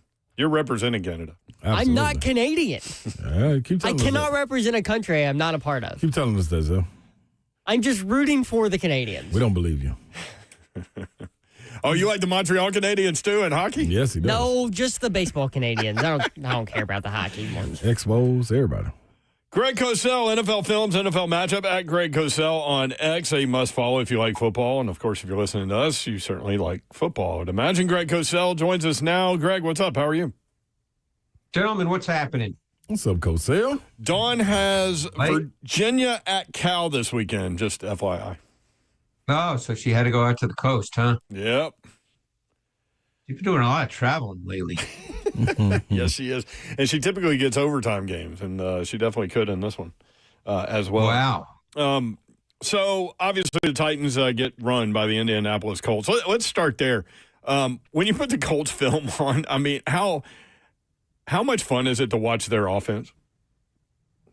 Oh, their offense is really fun, and it really all starts, guys, on first down. I mean, they've gained more first down yards than any team in the league. Daniel Jones has thrown far and away more first down passing yards than any quarterback in the league. Everybody thinks it's all Jonathan Taylor. And by the way, he's terrific on first down as well. But Daniel Jones has been phenomenal on first down. It's always viewed by coaches as the best down to throw for many different reasons that have to do with the defensive looks you get, whether it's the fronts, the coverages. So, yeah, they've been phenomenal on first down, absolutely dominant, literally in every game. Jonathan Taylor in his last 3 games against the Titans is averaging 158 yards per game, and he's got 9 touchdowns, total touchdowns, 8 rushing, 1 receiving. I mean, just a phenomenal player, and 3 more touchdowns in this game. Yeah, it seems like he's on pace for about 50 touchdowns this year. It seems like he gets 3 touchdowns every week. But their offensive line has played at a really high level. I mean, I was saying to someone today that there are 2 players, 2 offensive linemen. When I see them pull outside the formation, it blows me away how athletic they are. One is Trent Williams from the Niners, and the other is Quentin Nelson for the Colts. I mean, you see that guy get out in front, and I think he did on the long touchdown, the first play of the third quarter. Yep. I mean, it just looks like, he's 335 pounds, and it just looks like a 210-pound guy. I mean, it's really remarkable how a man that big can move like that. I don't remember exactly where in the game it was, but the run to the right where the Colts completely opened up. I mean, you could have driven like 3 dump trucks through that hole side by side. It was so massive. So yeah, in other words, you even could have gained some yards on that play. Is that what you're saying? Come on, Cosell. You've met me. So the Titans get blasted by the Colts 38-14. From a QBR ESPN metric, Cam Ward had his best performance. I know you're not a stats or analytics guy necessarily. What did the Cam Ward film from the Colts game show? I thought it was his best game of the season when I was done watching it. Again, now it comes down to how people want to choose to evaluate quarterbacks. And I've been doing this a long time, been fortunate to be taught by really smart people. So there's certain things that stand out to me at the NFL level. And I think one of the things that I look for, I mean, there's obvious ones, obviously decision-making, throwing the ball accurately. Those are the obvious ones. And, anybody would know that. But I think one of the things that really stands out to me when I watch a quarterback who's essentially a pocket quarterback, because if Cam Ward's to become a really high-level quarterback in this league, he's going to have to play really well from the pocket. He's not a run-around guy, even though he's capable of making those kinds of plays once in a while. So what do you have to do if you're a pocket quarterback? You've got to be able to deliver the football from what we call squeezed or muddied or noisy pockets when there's people around you, and not break down your fundamental technique and still deliver the football, keep your eyes downfield, and throw it. And I thought there were numerous examples of that in this game. And I thought that's a real positive step because that gets down to an innate sense of poise, composure. And guys, you know this. The O-line has not played as advertised. Yeah. So he's been under a lot of duress. He's been sacked more than any quarterback in the league, some, of course, being his fault, maybe a good amount being his fault. But the O-line has obviously not played well. So no one would be surprised if when you get to this point in the season, if he started to get, a little bit jumpy in the pocket. And he's not. He's standing there. And I noticed it on the first series when he hit DK for 21 yards on 3rd and 10. It was the first possession of the game. He drilled a strike to DK in what we call the dagger concept, and it was a squeezed pocket. Literally, there was hardly any space between him and I think it was Moore that got pushed back. Yeah, you probably couldn't have squeezed a piece of paper through there, between Moore and Ward, and he was unaffected by it totally, and he drove a strike to DK for 21 yards. And when I saw that, as I started watching the tape, I'm thinking that's really good. And he did that a number of times throughout the game. He had 4 20 or more yards passing plays. Yeah. One of them you just mentioned. He had a 14-yarder to Alec Iomanner and a 26-yarder. I know you were impressed with the 26-yarder. Oh, yeah, that was right before the half. That was a big-time NFL throw right there. Not only the situation because they got the ball with, maybe 40 seconds to go. They ended up getting a field goal attempt, which obviously was no good. That's kind of the way their season has gone. But that throw to Iomanner, 26 yards late in the first half, that was a big-time seam throw. That was a squeezed pocket. It was versus what we call middle open coverage, so the seam was there. Moore, again, was driven back into the pocket by Latu. Ward stayed poised. He drove a strike with velocity. I mean, that's one of those throws when you see it, it just stands out. You say, you know what? That's a big-time NFL throw. And he has a number of snapshots of that during this season. And you made a great point, Brent, where he had 4 20-plus yard completions because there haven't been many of those this year.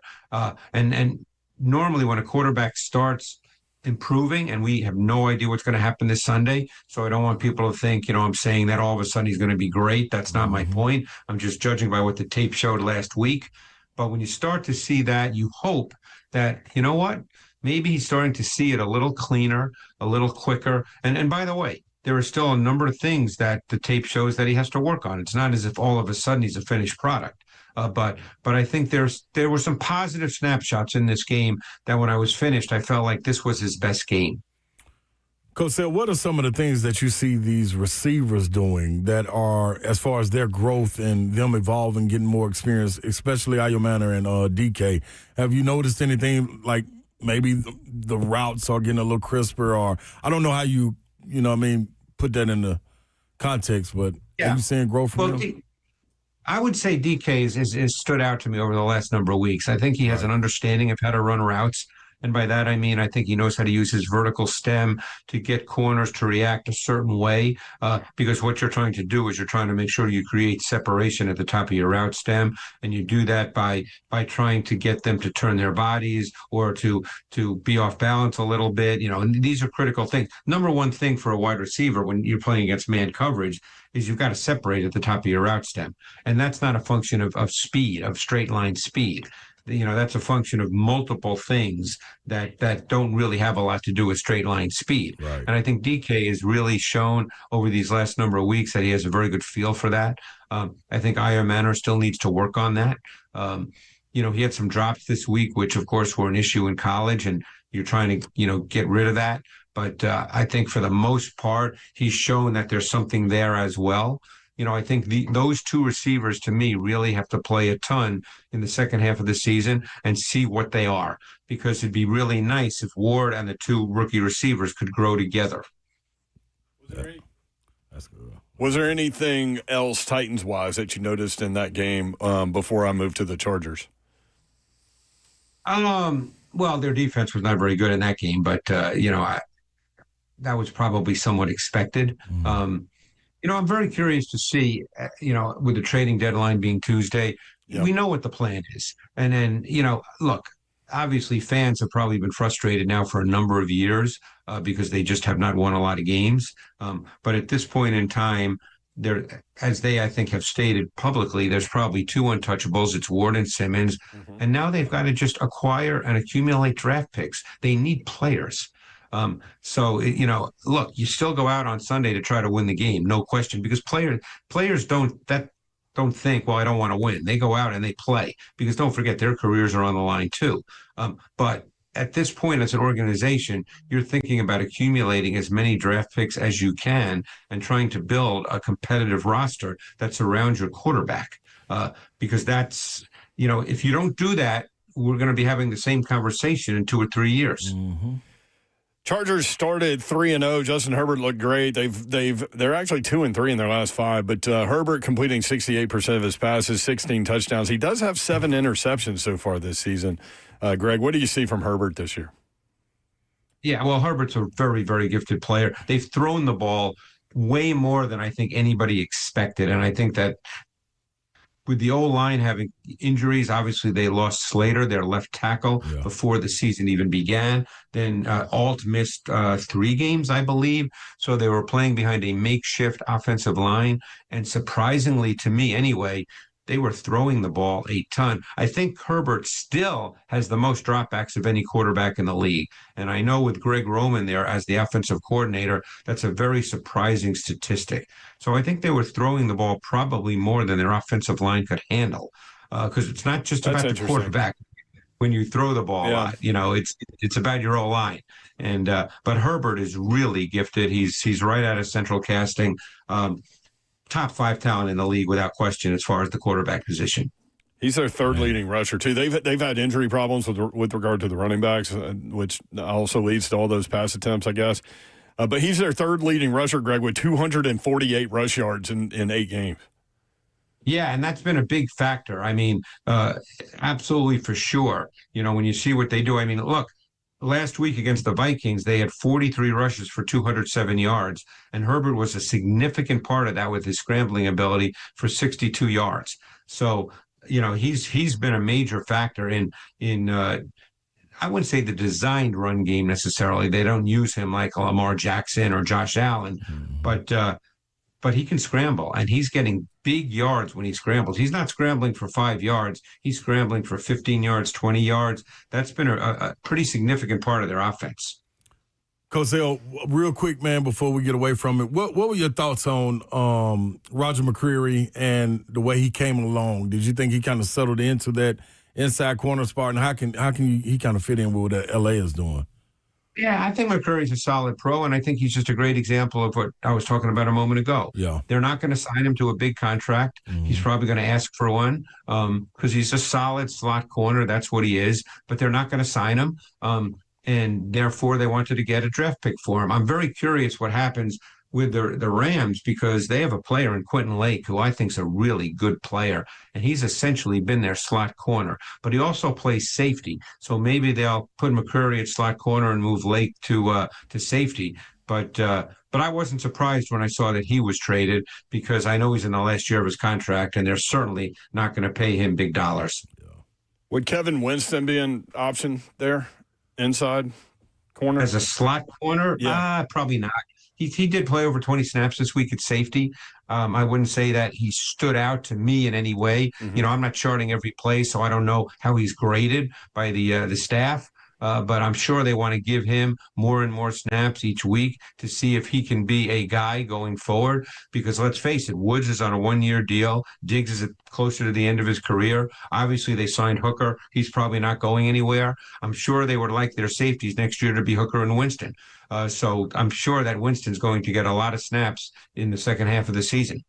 Real quick, we just got some Titans transaction information. Blake Hance, offensive lineman, put on injured reserve, and the Titans awarded off waivers from San Francisco Drew Moss, an offensive guard, a rookie out of Colorado State. Wanted to get that. Don't know him, so I couldn't speak to Drew Moss. I forgot to ask you about this. Did you watch the Miami-Florida State game? And if so, did you see Bain out there running around? Yeah, no, I watched some of it. I didn't, Bain is, I also did Bain over the summer, from his tape last year when people said he was injured, but you can still see traits. Bain is a strong kid. He's not twitchy in a strict sense, but he's certainly not slow or plodding. But he's not, twitchy and bendy the way you think of true edge pass rushers, but he's very strong, and he's very disruptive. I'm anxious to watch him when the season ends. Given this draft, which I don't think is going to be a big quarterback draft, and believe it or not, I felt that way over the summer after I watched a lot of the quarterbacks, and a lot of quarterbacks who were not being talked about at all after the summer are going to be talked about coming up, like Sorsby from Cincinnati. Yeah. He's going to be talked about. And I actually watched him over the summer as well. But Bain is a very interesting guy because he's got great size. And I'm not comparing him to Myles Garrett by any stretch of the imagination. I usually don't compare guys to players like that. I mean, Garrett's a first ballot Hall of Famer, just ridiculous. But the one thing that they are similar is the size. Bain has really good size. He's not one of those smaller edge players. He's probably, I would bet, in the 275 range. And you don't see a lot of defensive ends these days that are that big. Lastly, about the Chargers defense. So I'm going to go out on a limb and say Derwin James is a pretty good player. Does the film back that up? Yeah, he's a pretty good player, but they lost a player that is probably a total unknown player. I'm sure people in Nashville, because he didn't come from the SEC, probably don't know about him. He played in Maryland. His name's Tarheeb Still. He's a corner. He's a major piece of what they do on defense. He's going to miss the next 3 or 4 games. And that's a big loss for them because of what he does. He plays outside in their base. He plays in the slot in their subs. He's an excellent blitzer. He's a good cover man. He's a really important piece of their defense. And now they're going to have to go with their depth and see if they can replace him. But I bet it will change what their DC Jesse Minter can do. Greg Cosell, NFL Films, NFL Matchup. Always great to visit with you, Greg. Thank you, sir. Guys, appreciate it. Thanks so much. All right. There he is. He's Greg Cosell. Yeah, Tarheeb Still, cornerback, has 6 passes defense, which actually leads the Chargers this season. When we come back, can I hit you with some all-SEC basketball team? Please. That's next. Anything but Titans.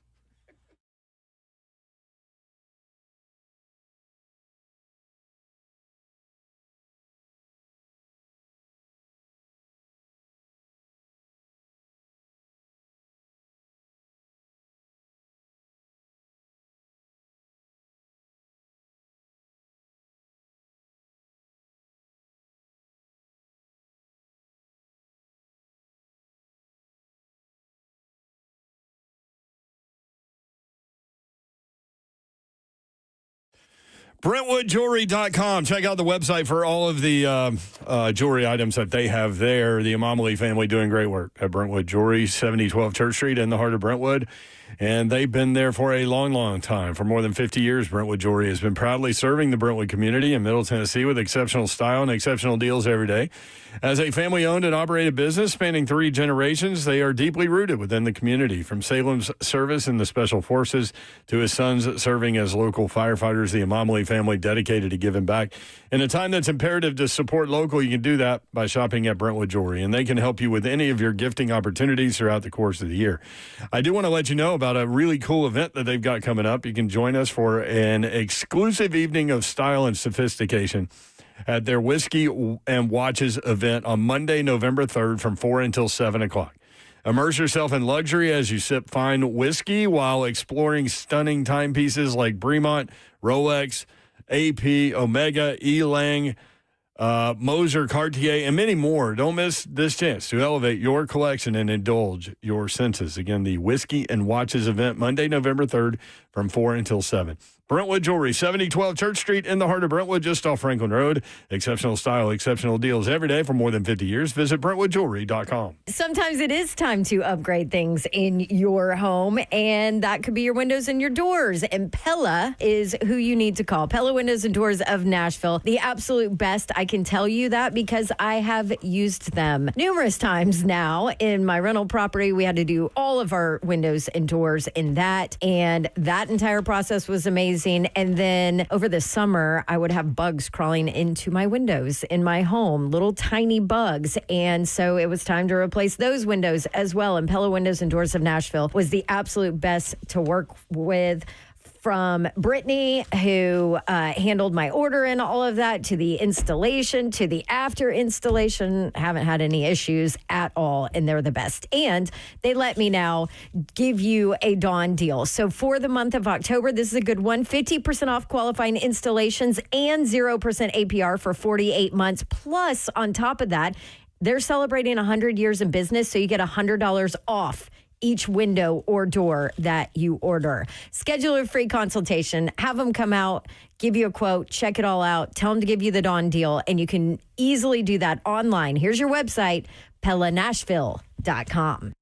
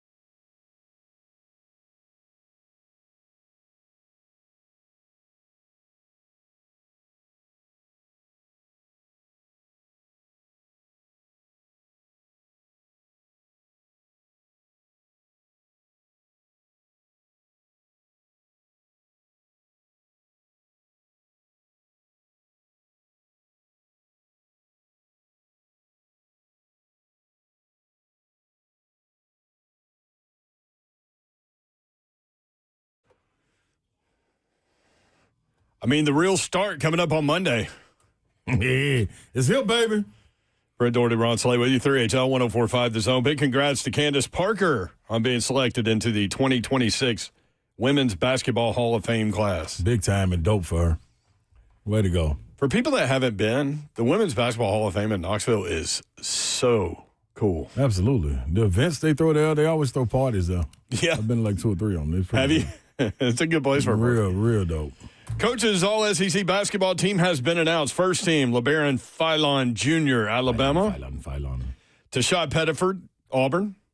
Alex Condon, Florida. Josh Hubbard, Mississippi State. You went and watched them practice not too long ago. Mm-hmm. By the way, speaking of Will from the Ville, I was really impressed with him at the Mississippi State-Tennessee tailgate where he walks up on a TV that nobody can figure out how to get on, and he got on and got to the right game. Got us on it, baby. He ain't going to let us down. In the preseason player of the year, Otega Owe, Kentucky. Yeah. So I would like to say before you even finish this, I was looking for mine. I think I deleted it last night cleaning up my phone. But the coaches got it right. The media got it wrong. Go ahead. Well, I like that they put 5 people on instead of like 8. Yeah, but the placing of them. Yeah. More so than anything. Second team, Boogie Fland, who went to Florida. Rich get richer. Malik Dia, Ole Miss. Mark Mitchell, Missouri. Nate Ament and Jacoby Gillespie from Tennessee. Got it right. Second team. Yeah. It may both be first. Man, it's going to be a fun year. Yeah. Lots of players. Yep. It is. It is, dog. Like that lineup right there, the media put Malik D on third team. I had him on first team as the center. Switched with, I can't remember who I is because I can't find Condon, maybe? Yeah, I think I had Condon first team too. I think I had Josh. That dude can shoot the basketball. Hubbard can shoot the laces off of it. I can't remember who I had, but they got it right. Arkansas had 3 people on the third team, but Otega Owe, SEC Player of the Year preseason. So that's a good pick. It's not, I don't think going to be dominated like Janai Broome did last year, but I think it's going to be a lot of people, really, really good players in line for SEC Player of the Year. Because you got so many unknowns. Auburn returned so many guys the year before. Tennessee returned so many, like memorable faces. Now you got the team that was the youngest in Arkansas, kind of one of the teams that's the veteran teams in the league. So we'll be interested to see what Cal does with this finally. Yeah, they just did an exhibition game in Memphis. Yeah. With Cal going Spanked back and did some stuff for him. Memphis did, so. Yeah, spanked. Brought all the guys back. Our brother there was there, Rodney Carney, along with DJ Wagner and guys like, I don't know if Derrick Rose showed up, but Cal had some recruits, boy. Zach went down. Oh, and did it? He said that he didn't think Derrick Rose was there. Yeah, I don't think so either. They said they played a highlight film, and I was on the highlight film getting drove by. Like, why would they put that on? Why you got to show up on the highlight film in Memphis? At least they wasn't dunking. I was young. Didn't know no better. I would have fouled them. I didn't know no better. Yeah. I would You think have they did that fouled on him. purpose? You think they found a Ron Slade clip on purpose? More than likely. Those were some true battles, though, that we used to have. That's when the rivalry was heated Intense, right there. yeah. Mm-hmm. Did you ever foul out of a game? Oh, yeah. Probably about 3. Especially when I was younger. Sophomore year. Maybe freshman. I ain't sure. I bet that would be frustrating. Oh, yeah. To have to go sit over there and watch and you can't do anything. Yep. I don't think I did. I almost did my senior year against Ole Miss. I played with 4 fouls like the last 10 minutes. And oh, really? Spanked them on up. Got them out of there. I was lacking on defense that game. Because I told Coach, you want me to foul out or you want me to be here to play offense? Can't play defense like I normally could, but. What is that mindset when you have 4 fouls and, like, if you make one more? It depends what your role is. Yeah. If you, like, I was a big part of the offense. So if you're not a big offensive player, you can go ahead and play normally, and when you get tossed, you get tossed. You got somebody else coming in. I knew it wasn't nobody else filling my shoes. C.J. Watson really stepped up that game. That was his coming out party for me in the SEC. Like, he made some big-time shots in that one. Down the street. I always thought that he could have been more of a scorer, but that's not what that team needed from him. Mm-hmm. So I was kind of surprised that he ended up having that kind of success in the NBA. But then the more I thought about it, the more I thought he could have done that. He could have done it, but he was needed in a facilitator role. Yep, he easily could have done it. No question about it. Yeah, Bruce Pearl let him loose. Yeah, he did. He let him loose. Like, he has some good Yeah, he dudes did. running with You're him. right. Yeah. You're right. Thank you. So everything starts on Monday. like I'm going to tell you wrong about I'll be in studio. I'll be in studio Monday, so y'all pay attention, man. On SEC Network? Mm-hmm. Y'all check it out. Who are you with that day? That's a good question. I never know. Oh, really? It'll be, I don't know who it'll be. Alyssa, Daria, or Peter Burns. One of the two. One of the three. By the way, Dari is going to be on the show on Friday. Yeah, man. Which is tomorrow. Covers Oklahoma extensively. So, Oklahoma guy went to Oklahoma. Mm-hmm. I wonder, was he there during the Hypo era? He might have been there during the same time as Hypo. Well, we can ask him tomorrow. We can, Yoro. I know that he enjoyed playing pool against you. Man, that man is a shark, man. At That man a media hustler. days one year. Yeah, man, a hustler. He did hustle you. I He's a remember. scammer. That's like a scammer. Well, the funny thing about him is he would just walk around the pool table like it. You couldn't even tell he was paying attention to the game. Right. Like he's talking to other people and everything. Then he'd shoot it and make it and leave himself the next shot. Like, And dog. Nah, Dari cold. He cold in that and ping pong. Ping pong too. Man, he's serious in ping pong. Man, you give me some warm up time, I'll take it. See, that's Also- what I be trying to tell him. I remember, didn't he talk? Wasn't he talking a lot while y'all were playing? Yeah, Yeah, he was running. He was running his trash mouth. talk. I'm telling you, he's a Yeah. scammer. And he just kept walking around the table, even when he wasn't shooting. Same thing on ping pong. Oh, He was doing laps. No, he tough. I'll give him that. Okay. I'll give him that. I'm going to whoop him this year, though. Did you do his show today? Is that what you said? I did his show, yeah. Him and Josh, I think Elam? I forgot his last Hubbard? name. No, not Hubbard. Hubbard somewhere getting them shots up. He's one of those guys, isn't he? Yes. Like, not a day goes by. Nah, he in there. He got to be in there, too. Smaller stature guy. 5 o'clock hour coming up. If you want in, 615-737-1045. When we come back, Slay's got some throat punches for you. Also, Big Savagery, Ramon Foster at 520. All that coming up. Stay tuned. 3HL 1045 The Zone.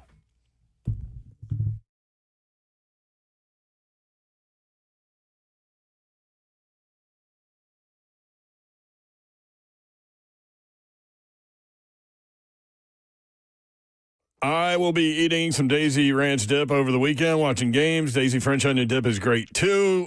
Try either or both, and you will be very happy. Guilty pleasure during football season, eating dips with chips and wings and veggies and all the things. And now Daisy comes out with a delicious Daisy French Onion Dip and Daisy Ranch Dip, and these are game changers, as delicious as homemade dips and made with real herbs and spices. Other ingredients that you would find in your own kitchen. Not in my kitchen, maybe Will Bowling's kitchen. I invite you to snack the proper way. Daisy French Onion Dip, Daisy Ranch Dip at a grocery store near you.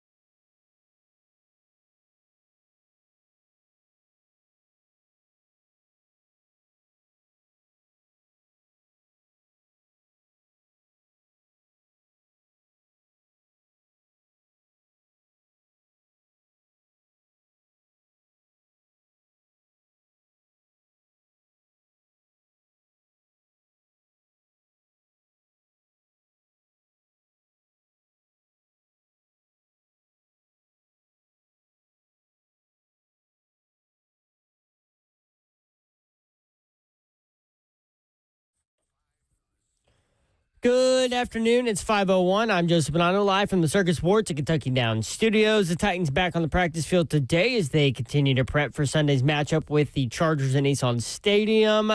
No Jeffrey Simmons, Calvin Ridley, Arden Key, Jihad Ward, Chigo Conquo, or Xavier Woods at practice today. Some transaction news out of the Titans facility. The team placed offensive lineman Blake Hance on injured reserve, and they claimed rookie offensive guard Drew Moss out of Colorado State off of waivers from San Francisco. Week 9 of the NFL season kicks off tonight with the Dolphins hosting the Ravens on Thursday Night Football. Ravens quarterback Lamar Jackson is expected to return to the field for the first time since September 28th. Kickoff is at 7:15. You can catch the Westwood One call of the game right here on 104.5 The Zone. For our financial repair waterproofing needs, you need to visit USSTN.com. Bring news at once in your home for the Titans and Balls. This is 104.5 The Zone.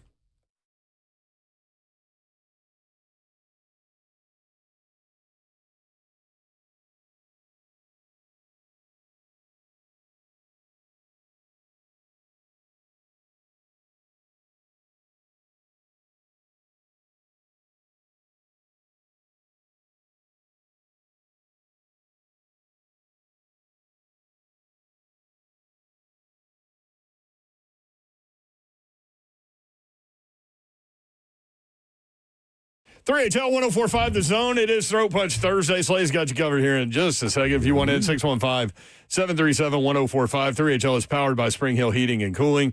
SpringHillAC.com. If you want to watch the show live, you can. YouTube, Facebook Live, Twitter, and Twitch. Twitch, please. As we broadcast live from the 104.5 The Zone Circus Sports Studio. Kentucky's largest sports book can now be found at Circus Sports at Kentucky Downs. Coming up at 5:45, 3HL Bingo Card and the Parsley. Big Savagery, Ramon Foster at 5:20. And What right up, now, Savage? we've got some things. We do have our SEC college football power rankings. Yes, we do. Should we do those? I don't see why not, Yor. Okay, thank you. Yes, you're welcome. Getting very official over there. I mean, I'm ready, man. I'm dark mode. You mean black mode? Both of them. Yeah. Yeah, hell yeah. What's that tailgate going to be like for a night game? Ooh-wee. What time y'all get out there? Early? Setting up at 7. In the morning? For a 7:30 game? Absolutely. That's the time I'm leaving my house to head to Knoxville. Oh, yeah. We'll be 2 shotguns in by the time you see us, though. By the time you get the buckets.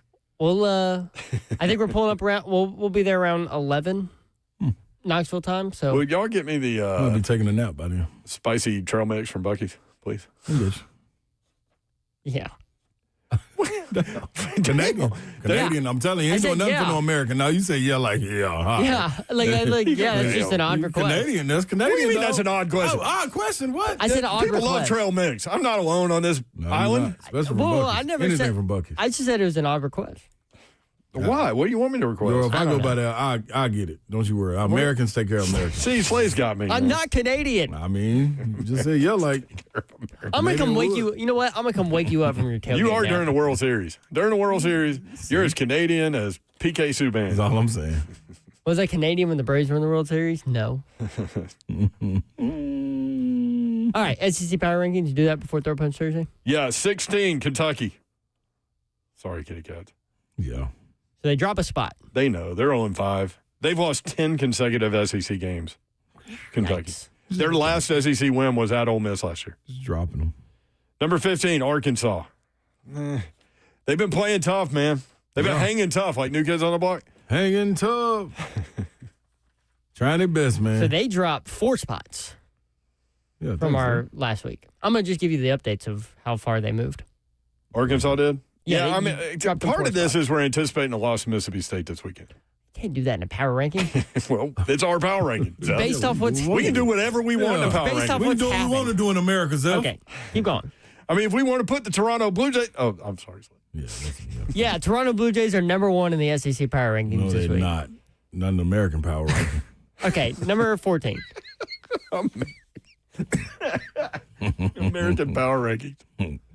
Same. Where are we? 14, South Carolina. They Yep. moved up 2 spots. Yeah, well, for now. They fought.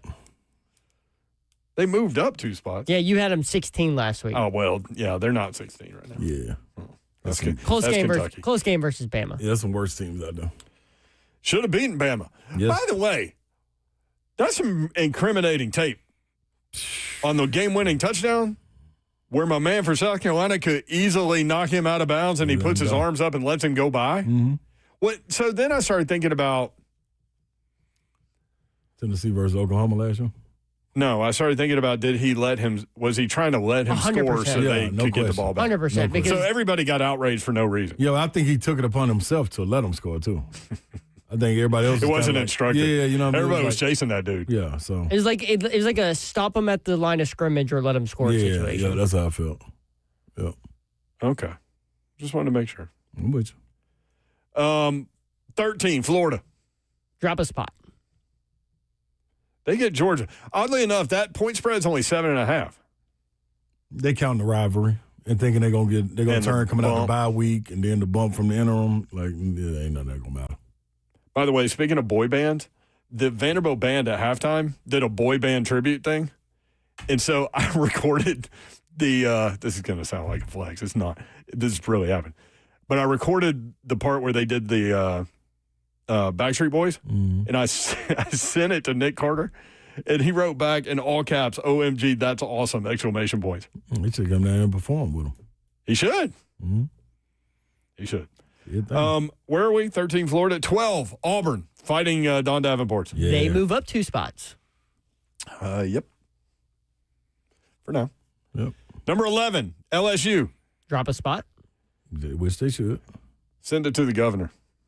I'm sure he does. He'd probably complain about it. Yes. Number 10, Mississippi State. They move up 3 spots. As they should. They overtime with Texas. They led them by 17. Oh. They should have won that game. Let them off the hook. By the way, Arch Manning did practice yesterday, but he was still in concussion protocol. I haven't seen anything today, but Todd Furman did say on our show that the line will move when he is made available for this game, meaning he will.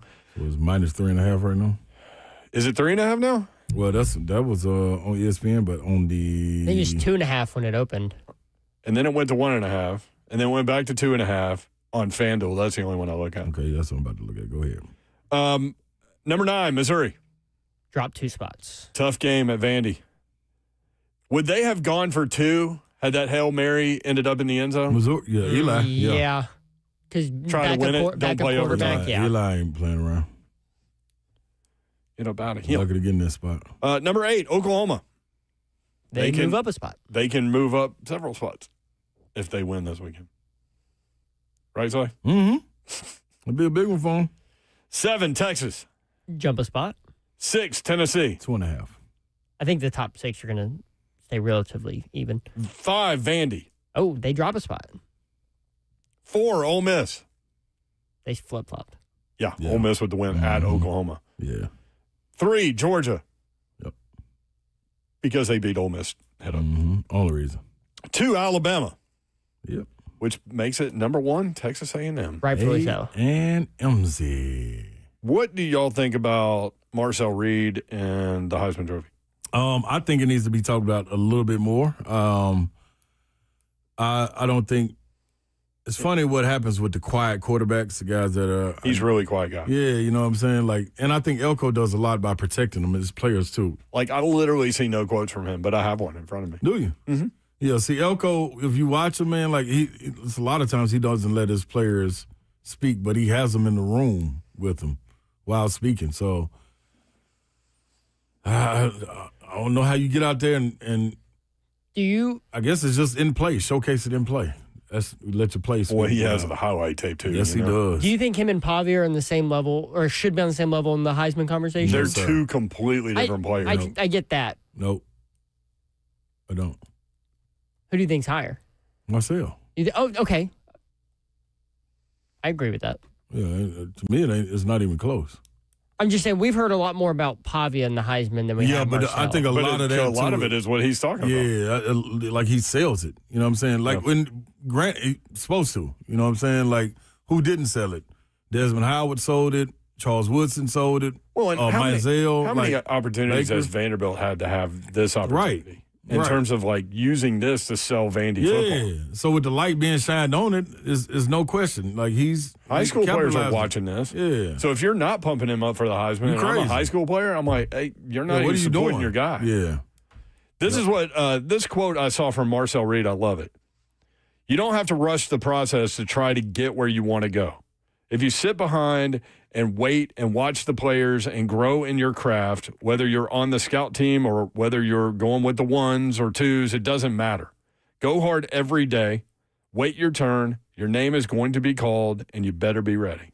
Say a lot about him. It does, doesn't it?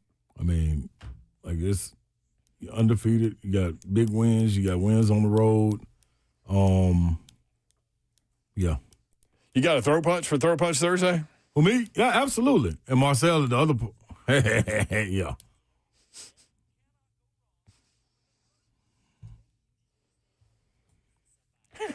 Business. Zev.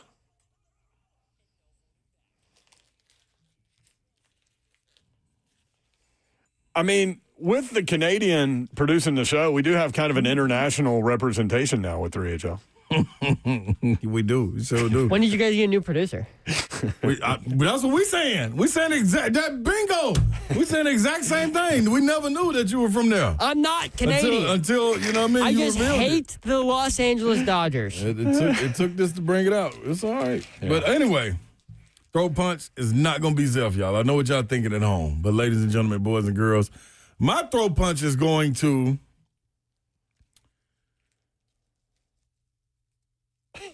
Dramatic pause.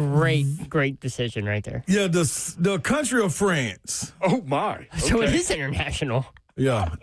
What did France do? Yeah, they really didn't do anything. It's just they have a person over here in the NBA that is doing things that a person 7'4" shouldn't be doing.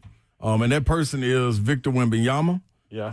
This young man is in his second year or third year? I think third.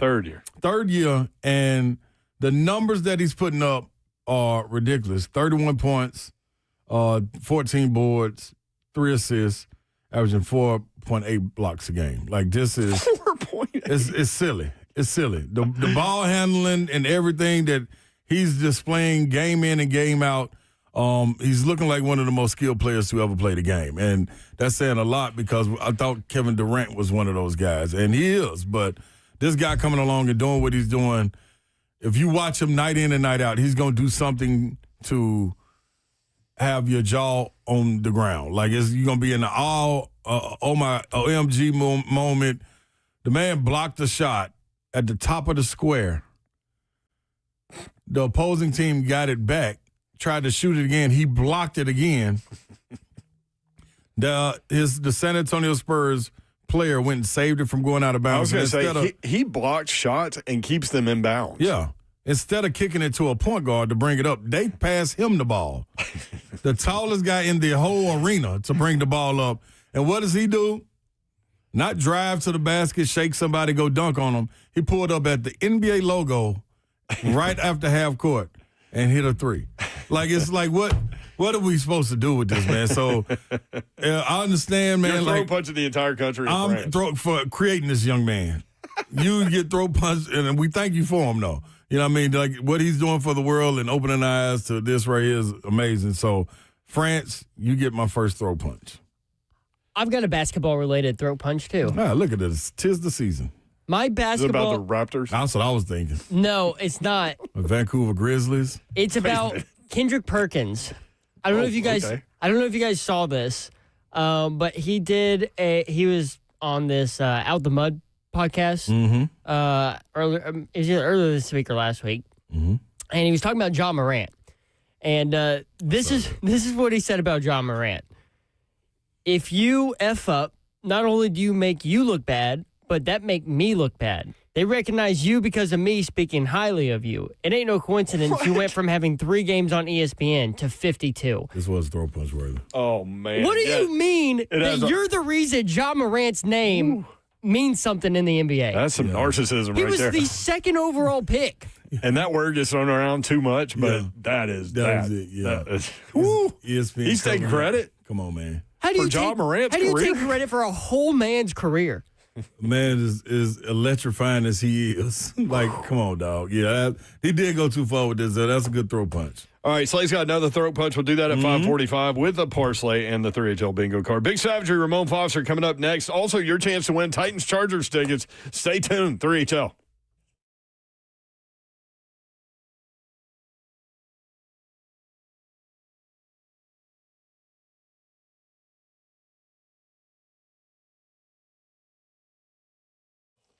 eSpaces.com. This is a great company, man. Great idea, great business model.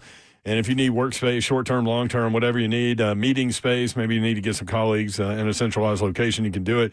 eSpaces has 15 locations, 2 new locations, one in Cool Springs, one in Brentwood.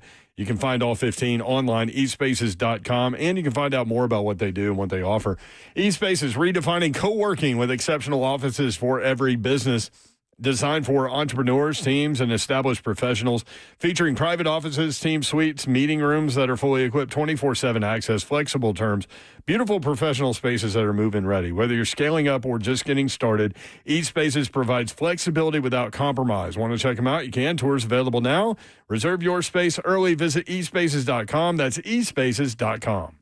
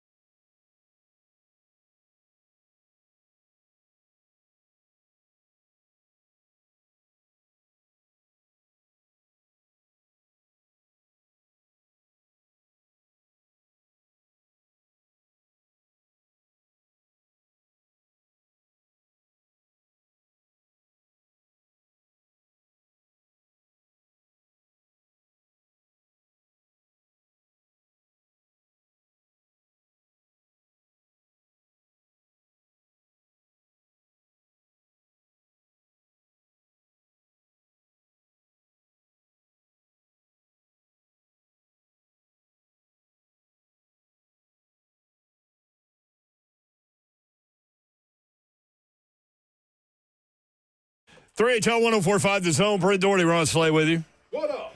What up? What up? What up? I have a throat punch coming up for 345 also. Oh. It's about to get dark real early. Oh, it's here. Damn, Seth, let that music roll. Sorry, I was talking to Ramon. We were raving about some offensive line play. Raving about it? Yeah. Okay. Okay. Can't wait to hear that one. Oh, Tennessee. Yes. David Sanders. That's exactly what we were talking about. 28 pass protection reps. I read this yesterday. No sacks allowed, 1 hurry against Kentucky. And there's tape circulating around the internet where he absolutely is mauling people. And the balance is good and everything. And this dude missed like the first half of the season. And he's a freshman. And a frosh.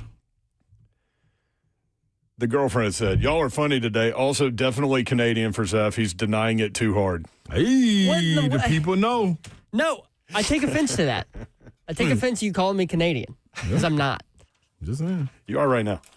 I'm a purebred American who hates the Dodgers. We don't believe Lots of people that. hate the Dodgers. I get it. Yeah, we don't believe it. And I'm one of them. I'm actually probably the top one of them. And, I mean, won't believe you. Can I ask you a question? Yeah. Not you. Please, Yor. Ask me. I was like, sure. Ask another American a question. What's up? American to American. Hey, from one American to the other. Yeah. I feel discriminated. And we support international flavor, but love 'em. in this sporting event, though, this is war. Yeah, it's USA versus And to steal a line from Clue, this is war, Peacock. Yeah, and the Dodgers are losing. You cannot make an omelet without breaking an egg. Ask any cook. Well, look what happened to the cook. Y'all need to see the movie Clue, I'm telling you. By the way, during this segment, right after we visit with Ramon Foster, we're going to give away Titans tickets. It is Titans Ticket Thursday. Each Thursday before home games, we'll be giving you a chance to win a pair of tickets to the next Tennessee Titans home game. That is coming up on Sunday against the Chargers. We will do that at the end of our conversation with Big Savagery, Ramon Foster. Ramon, what up? Hey, what up, gang? What up, Savage? Man, What are you doing, Savage? man, not much. Just doing a little work over here, man. Researching some stuff, checking, crossing my T's and dotting my on some small stuff. Man, I got some bad news today, okay? Oh, Just so come you on, guys Savage. know. Don't say it. What happened? Man, so I go upstairs in my projector room. I've been saying to myself on Sundays, I got YouTube TV, man. Golly, I love the pod. You know what I'm saying? The multi-view, but the multi-view is smaller, even on a bigger TV. Yep. I'm thinking to myself, golly, I got to do something. I ain't got what Savage got, in his man cave with the 4 big screen TVs. I said, you idiot. I said, you're an idiot. Go upstairs. You got a projector upstairs with a 135-inch screen. Go up there, doofus. Okay? So I go upstairs. And think about, y'all know, how being a parent is. Upstairs, sometimes it just don't belong to you anymore. Right now, upstairs don't belong to me. I watch TV downstairs because that's what my business is. You know what I'm saying? That's what I want to do. So I went upstairs on Monday, and I sat there and I watched some TV. I realized I got a haze, man, over my doggone projector. It's shot right now. You say you got a what? A haze? It's like 2 lines through it. Oh, yeah. Yeah, you got to call a guy. Yeah, I did call a guy today now. He sit here and told me that there's a new version of the projector. Of course he told you that. Yeah, man. So, the bulb has been fine and everything else. Man, this new projector, y'all. Oh, you got the new one. No, I ain't get it yet. Now, business decisions got to be made here, y'all. Yeah. What I'm telling I'm you. full support. Whatever the best thing is to get the best thing. This new laser lens projector is like an Epson or something. Hey, y'all.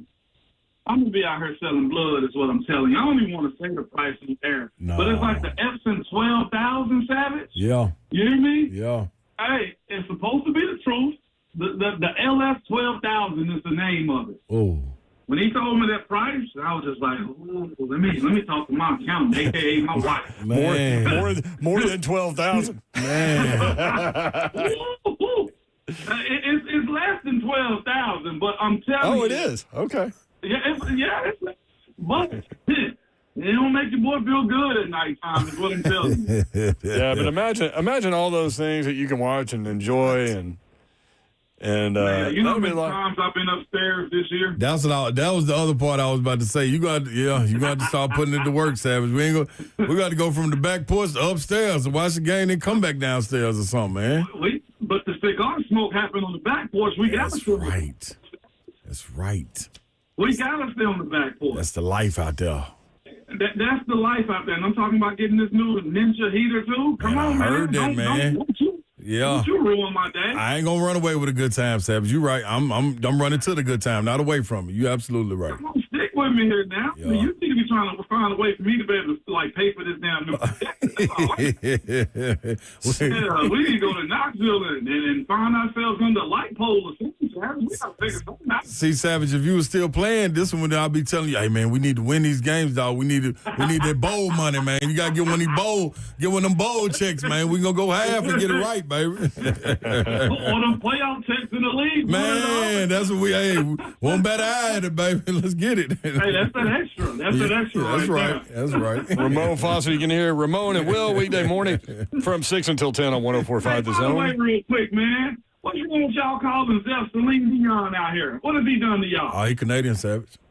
He can not. Don't listen to him. Yeah. Don't listen to him. He's lying. This World Series situation is a world war between the United States and Canada. That is our position. Yeah, he's let it slip out, Savage. It's a war between me and Slade right now. He's let it leak out, man, that, it's Canada or nothing. You know what I mean? I was telling him we got a homegrown guy right there in the World Series. Like, how could you not cheer for him? You know what I'm saying? And then I see him just pop out from around the corner with one of the little Mountie hats on. I was like, why you got that hat on? What that hat mean? You know what I'm saying? So he said a lot without saying nothing. I get it. He does it do right out here. Yeah, I get it, man. Savage, we had Mike Keith on this week, and we had to ask him about his dancing abilities. And like, now, number one, I can't believe you got him dancing. Number two, he said y'all were eventually trying to make Brad Willis laugh, which is hard to do when Brad Willis works because he used to work here. We know him very well. And the third part of that is I said, well, Tennessee won, so you got to do it every week now. Yeah, listen, we're moving and grooving, man. We're having a good time. I'll be honest with you. My mindset is I don't play the game. I'm here to call the game. So my stress levels before the game is amazing. Okay, I'm up there bopping. Don't let me hear a song that I like. I'm going to dance. And I'm going to get Mike involved, and we're going to try to put Brad in the middle every time. That's the first time Ashley posted us. But it's a good time up there, man. Y'all should come up there and have some drinks in the back. Get me up there. I'll be up there. It's a great time. Drinks in the back. I don't want to be on that video. Mayor just turned up a bottle of bourbon. What's going on? Yeah. So let's talk about the offensive line. David Sanders. Have you seen the tapes flowing around? Not that you need to see it, but man, that dude has everything as a freshman. Man, he's got incredible balance. He can read what he's supposed to read, pass off what he's supposed to pass off, and then he's a devastating finisher. Yeah, he was taught the right way, man. I look at him. The one thing that he had to check a box on was his weight. He had to get his weight up. If he did that, he was certified. I have a good friend of mine that was on the staff, and, a lot of people question these guys, get these high rankings and stuff like that. My intel told me when he showed up on campus, like, yep, I was wrong. He got it. He got everything you're looking for. He's got the technique. He's got the footwork. He's got the athleticism. And he's also got the mindset. And I was just like, man, but he laughing, show his teeth all the time. He looked like he having a good time. It's like, yeah, that's until he got to go play football. And those are the ones you want right there, the ones that can flip a switch, man, where you see them laughing and having a good time. But as soon as it's go time, that person turns into a demon. That's David Sanders Jr., man. You mix athleticism with hard work and the proper setting to play in, those types of dudes rise to the occasion, man. So I'm kind of glad to see that go in his favor because that first five that started the season off against Syracuse, they were humming. They built up a lot of cohesion, and I'm glad to see David show why he was at 5-star plus, and that the Vols' offensive line is bright for the next 2 years, considering my guy that I'm a huge fan of. I love this underdog story that he is, but Jesse Perry, he bumps right back out to right tackle if you need him to. You move David over to left tackle next year. This is how you build up a plan for your team and just what your expectations are. I'm excited for him. That's gonna be great to see right there with whoever's at the helm playing quarterback. You know, especially with some of those guys coming back in the backfield. It's gonna be interesting to watch that shake out with Tristan Keys. I can't wait to see him. But that's Brazzle and Mike Matthews got to come back next year. Listen. I ain't want. That's why I ain't want to move ahead too fast. But boy, you talking about depth in the room? We go from questioning it to having one of the best in the country as far as wide receiver rooms. But outside of that, Savage, man, this defense going against Mateer. What are some of the things that you need to see from this defense? If you had to key in on two things, one being the second line defense and the second one being the guys getting home up front. I don't really worry too much about that second level, to be quite honest with you, because I trust the athletes that they are. Yeah. If Arian Carter's not going, what I saw from Jaden Perlotti last week I thought was really good. Jaden Horman also coming in to play that role. We know what Tarrantine is as a starter also and as a leader for this team. And, of course, Edwin Spillman. He had a real good showing, although in a losing effort against Alabama. I think he has the ability to substitute for Arian Carter while he's out. I look at, you know what I'm saying, the athleticism and the closing speed of Perlotti, and I say to myself, if it is third and long situation, that's his key, man, if he gets an opportunity of a clean hit, Perlotti might knock him. He one of them types of players, man, you see him and he don't know what he don't know yet, but he's so full of energy and eagerness to get going that you want to believe that he's exactly what you think he is. And Savage, removing the youngness from him, I look at him and say his future is bright too. Some had him as a 3-star, some had him as a 4-star. He came out of Georgia, so you understand where that football talent is too. Out of Buford High School, I'm looking forward to what he can do in that game. But it does, to your point, start with keeping John Mateer keeping him in the box, not letting him hold on to the ball. The issues that they've had defensively, to me, has been the same thing that most teams go through and when teams have a strong passing attack against them. Rush and cover's not working together. There's breakdowns in the secondary that happens whenever quarterbacks hold on to the ball. You give any quarterback time to hold on to the ball and allow his guys to get open, you're going to get a pass interference, a holding call, right? Or you're going to have that guy find somebody that's open in his zone because players get lost when quarterbacks have that much time. I'm charging it more to the defensive line creating chaos that has to happen, and the quarterback's not having enough time. John Mateer is a good quarterback. He's even better with his legs at times. Hey, he runs just as much as the running backs do. But the tough plays got to be stopped, and I think that starts with those front edge guys harassing John Mateer because their issue is they got problems up front. They got freshmen starting at both tackle positions right now, specifically the left. I'm not sure if their starter's going to be back this week at right tackle, but they got problems. And Savage, you know the biggest problem that they got? When they play that old song, we love it. We've been playing it for about 2-3 years, and the voice gets a little creepy. And the mics go low. Yes. And it's, wish I was on a rocky top. Yeah. That's all. I love how Tennessee embraces Halloween. You know what I mean? And, like, they get the night game. They go dark mode. They're going to play that spooky song, that spooky Rocky Top version. That environment, like, if these two teams are equal, like Todd Furman said yesterday that these two teams on his power rankings are pretty even. Yeah. He said, but Tennessee top 10 in home field advantage. So that gives you the 3.5, whatever it is. It's down to 2.5 now. I just think that environment is going to be so raucous that it's going to propel Tennessee to a win. You know what? But it's gotta be filled with a whole lot of hate. You know what I'm saying? Because these people trying to come in and ruin your playoffs. You know what I'm saying? It's an elimination game. That's a great point. It is. I mean, it has to be like I'm not advocating for throwing mustard bottles and stuff like that. But this can't be a spoiled fans game, is what I'm telling you. Like that, you can't come in and expect to win. You know what I'm saying? It's got to be, to your point, Mayor. You got to like grab their fan base as an entity, put them in a corner, and put your foot up against their throat. Like I know y'all on throat punch Thursday. Yeah. I'm gonna put my foot in somebody's throat Thursday. Is where I'm at. You know what I'm saying? Because when you got them like that, there's nothing they can do. And like, legitimately, that's what they got to feel like. The way Alabama was offside and had the layup games in 22, like, they got to feel that part. And 24, too. Like, 24, too, that has to play a part into that game this weekend, because they can't walk in there and just silence it. Like, the way the Georgia game went at home, like, as toxic as it was, like, same energy. Why not? They still new boys to the SEC. Like, I could give a damn about them at this point. That's right. With that. Big Savager, Ramon Foster, he'll be dancing in the box with Mike Keith on Saturday. You can catch all the action, Tennessee and Oklahoma, right here on 104.5. We're going to have another flyover, too. Oh, it's a Savage flyover? It's a Savage flyover again. Me and my partner, Jason Swain, he's getting Air Swain together. Yeah. We're going to find a way to make sure the crowd understands that, look, the flyovers will never be canceled. Do you understand me? That's right.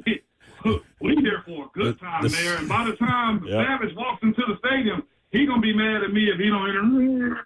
I'm going to be hot at you. Get Huber involved, too. Get everybody involved. Hell yeah. No, Hub's got to be on the sideline a little bit, man. But I promise you, we're going to try to incorporate him just a little bit. It's going to be a good time. I love going to that stadium, man. So, Savage, Mayor, the Canadian in the back, goes on. Whoa. That's what I was talking about, Savage. That's my brother. You were on my team before you went on the air. What happened? That's what we're trying to say. It's American soul, blood over everything. It's not official until it goes into a microphone. Man, you don't understand the backstabbing that it just occurred right there. Hey, Savage, I thought we was cool. You left the door open for me. Man, I remember that. I remember that one, Ramon. Got him. I forgot about that. Got him. I forgot I got him. The only Savage we know is Rim Slade the Savage. Who is Yup Savage? Come on we got now. Yup Savage in Nashville. Jonathan Brown, 8762. He said them flyovers are top notch, Big Savage. Guess what he did, Savage? He just met the Savage. That's all. Welcome to the party, Zephyr. You look Canadian, you. I'm going to go pull this knife out of my back, Ramon. Hey, you know what? I twisted it, so you're going to have to get some help real quick, though. You'll be all right. We'll help you. We got you. No, we won't. No, we won't. Big Savager, Ramon Foster. Love you, dude. Peace, love y'all. Later. All right, when we come back, 3HL bingo card, parlay, and throw punch. Thursday continues. That's next, 3HL. You got to give away something. Oh, yeah. Savage, you want to do this? Oh, yeah, I got them. Where we at? Here it is. Titans Ticket Thursday. All right, it's Titan Ticket Thursday. Each Thursday before home games, we will be giving you a chance to win a pair of tickets to the next Tennessee Titans game. You sound like you're a circus announcer. I am. That's what they want to see. Be caller number 5 to win 2 club tickets to see the Titans host the Los Angeles Chargers this Sunday at Nissan Stadium. Call 615-737-1045. Now, caller number 5.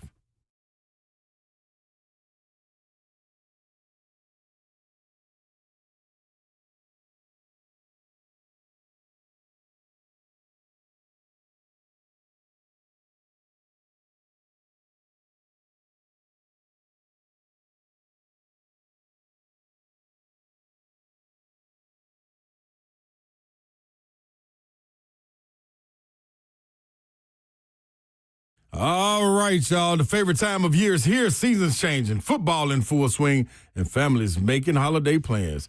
Speaking of family, growing up in the Nashville area, you know where the love started, right there at Shoney's, right? Grew up on Shoney's, the breakfast, the lunch, and dinner, and it's still one of the favorite places to enjoy a delicious meal. Shoney's is proud to serve you always fresh, always delicious. Any dish that you can think of, fit for any craving, from all you care to eat fresh food bar to a delicious meal from the Shoney's extensive menu. You can get classics like the All-American Burger, baked spaghetti, and breakfast served all day long. Make sure you top it off with a slice of their signature strawberry pie, which is really good. But the world-famous hot fudge cake, that's my favorite. Plus, if you're on to go with the kids, you got sports in full swing also. You can let Shoney's do the cooking. Just take it all to go. Or place an order right there at the delivery for Shoney's.com. Go to there, they'll get you right. Whatever fits your busy schedule. Go to any location in Middle Tennessee. That is Clarksville, Dixon, Lebanon, and on Donaldson Pike in Nashville. Shoney's, let's eat. Got an important message from our good friends at Bart Durham Injury Law. Some lawyers chase ambulances. They'll do anything to get your attention, but not Blair Durham and his team. If someone calls you after a wreck, they're breaking the law. That's right. There are lawyers out there breaking the law. Marine veteran Blair and the team at Bart Durham Injury Law do not play those games. Remember Blair's number. Get it into your phone, 615-242-9000. If something happens, you'll be able to react quickly, 615-242-9000. When you make that call, they answer. They're local, trusted, ready to fight for you. No gimmicks, just a team that is on your side from the start. So if you or someone you love is ever in a wreck, remember Blair's number. Again, just get it into your phone, probably the easiest way. 615-242-9000. That's 615-242-9000. Local, trusted, ready to fight for you. Bart Durham Injury Law, 615-242-9000.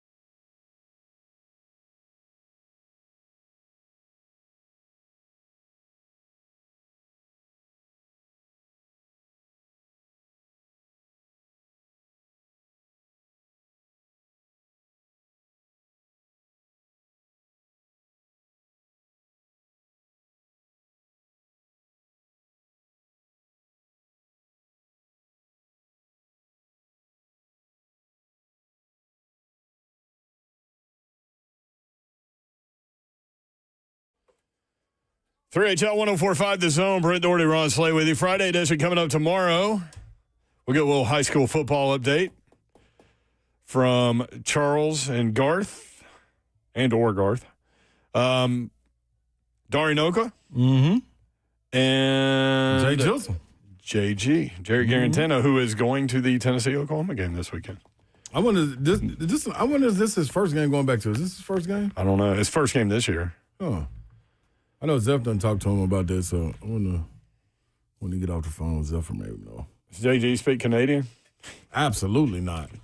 Absolutely not. And yes, I know. No, it's not sir. Canadian.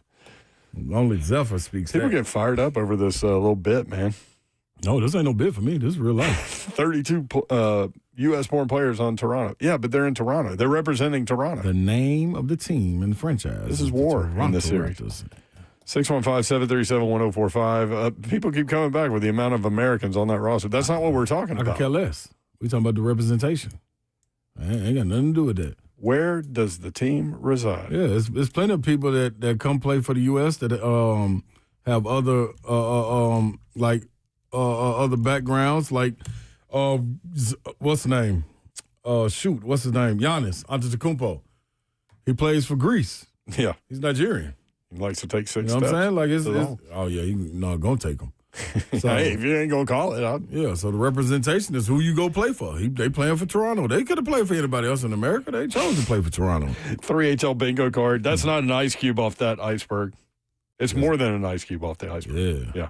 Who was that? That was me. You. It's the movie where an old man entered Meg Ryan's body. It's Prelude to a Kiss. There you go, Yor. Babs would have been here for that one. Good one. Oh, man. Like Bert's a little bit. Yes.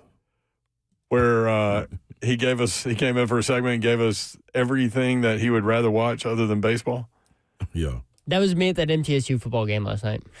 He was feeling it. I know my boy was upset about For the that. Blue Raiders, man. I wish they'd get that dub, man. They get close every time. So did they do the halftime show, Zeph, or they just cut that one spot out? So they sent part of the band out. So I don't know what the instrument he plays, but it's one of the ones. It's on wheels. I don't know what it's called. Xylophone? No, it's not a xylophone. It looks like a xylophone. It starts with an M. Oh my gosh, I can't believe I'm blanking on this. The mocha machine. The marpsichord. Yeah, it got to be something. An M. Huh. Melatogomy. Sounds like a disease. I mean. Metronome. Ah. I'm going to do a quick throw punch while he's looking it up. Come on, y'all, give it to a him. maramba. I don't think I'm spelling that right. That might Saying be a that dance. right. No, that's a, yeah. Maramba? Mm-hmm. I don't know. It's I was in band a lot of my life. It's Marimba. It looks like a xylophone, but all the things go down to the ground. Marimba? A marimba. Like the little bells? Yeah, that's it. Whatever you just said. Marimba? I think that's it. I never had a marimba in a band I was in. Throat punch for the federal government. This should go well. We are falling back on a Sunday morning. Yes. So you're looking outside right now at 5:50 p.m. and it's almost dark. Mm-hmm. So on Monday it'll be 4:50 p.m. or Sunday it'll be 4:50 p.m. looking like this. Yes. No. I know you'll like that. Stop. Yours been Spring forward and stay there. Yeah. Throat punch federal government. Man, take that, federal government. This is actually helping me out this weekend, the time change. Take that for data. Because I got to be back here early in the morning for Titans. Oh, well, So let's just mess everybody up for you. Yeah, for a Canadian who don't care nothing about us. And then I know a lot of people right now are listening to me going, yeah, but you get an extra hour of sleep. For one day. But it's going to be dark at 4:30 soon. Sure is, You're right. You're right. Why can't we be like Arizona? Arizona just doesn't. They just don't participate. There are several places that don't participate. And then we have all this legislation where, lawmakers are like, we're doing it this year. And, well, okay. I've heard that for a while. Yeah. The gas is up 2 years ago. Maybe we should get Matt Murphy on to help us break it down. Break it down now. Yeah. Slay Dog has another throat punch. I do have a throat punch. My throat punch goes to right out there in Norman, Oklahoma. Oh, yeah? Yeah, man. So, we called Big Orange Jesus last year, made sure things went the correct way. Y'all did hyper wrong, so we got a little payback. Now, what we would like for you to do is bring that little Sooner Schooner up here. Bring that Sooner Schooner with the one wheel missing, because I got that one. You got the wagon wheel. Yeah. That's right. Got that one on up there. Sooner Schooner is a replica of what they used to use on the Oregon Trail. So 2 little ponies pulling a little schooner around and around and around. This started as a salute to the settlers in 1889. Listen, man, it's 2025. Y'all still riding around on that thing. And just for that reason, that's why we're going dark mode. Just in case you bring the little ponies up there, they ain't got no headlights on that schooner. So what's going to happen inside Neyland Stadium? Y'all, I'm telling you right now, if y'all thought that little flip over was something that y'all did at Oklahoma that made people stop riding and have to sign a petition or, a signature or a waiver just to get on it, all that's done with. You bring that little schooner up there, the next thing you know is going to be upside down over there in the river. So just get ready. I'm just telling you now, just get ready. Unless you got headlights on it and Smokey's on the prowl. Smokey's in stealth mode. We're looking for a little pony to bite. And this, you can bring the little music. My little pony, my little pony. That right there don't scare nobody. We got spooky, Rocky Top. So while y'all playing with rainbows and everything, we playing with stealth vampires and dragons and raptors and stuff like that. Dangerous stuff up on Rocky Top. Throat punch goes to that dumb schooner that was coming off the Oregon Trail. Really didn't think I'd hear Oregon Trail narratives today. Well, you never thought you'd see that little wagon either. Not anymore. Not after you got the wagon wheel. That's exactly. Yeah, Darius Rucker needs to take note. Do you saw that? Do you saw that wagon wheel you got from last year? Absolutely. I think you need to wear that around your neck as a chain, like a trophy.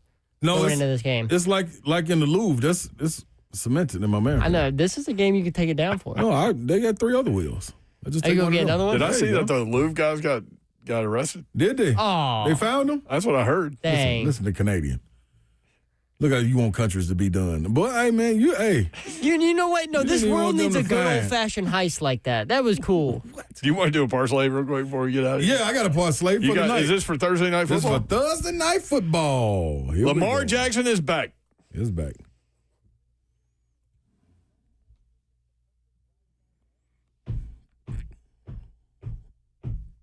Oh, against me.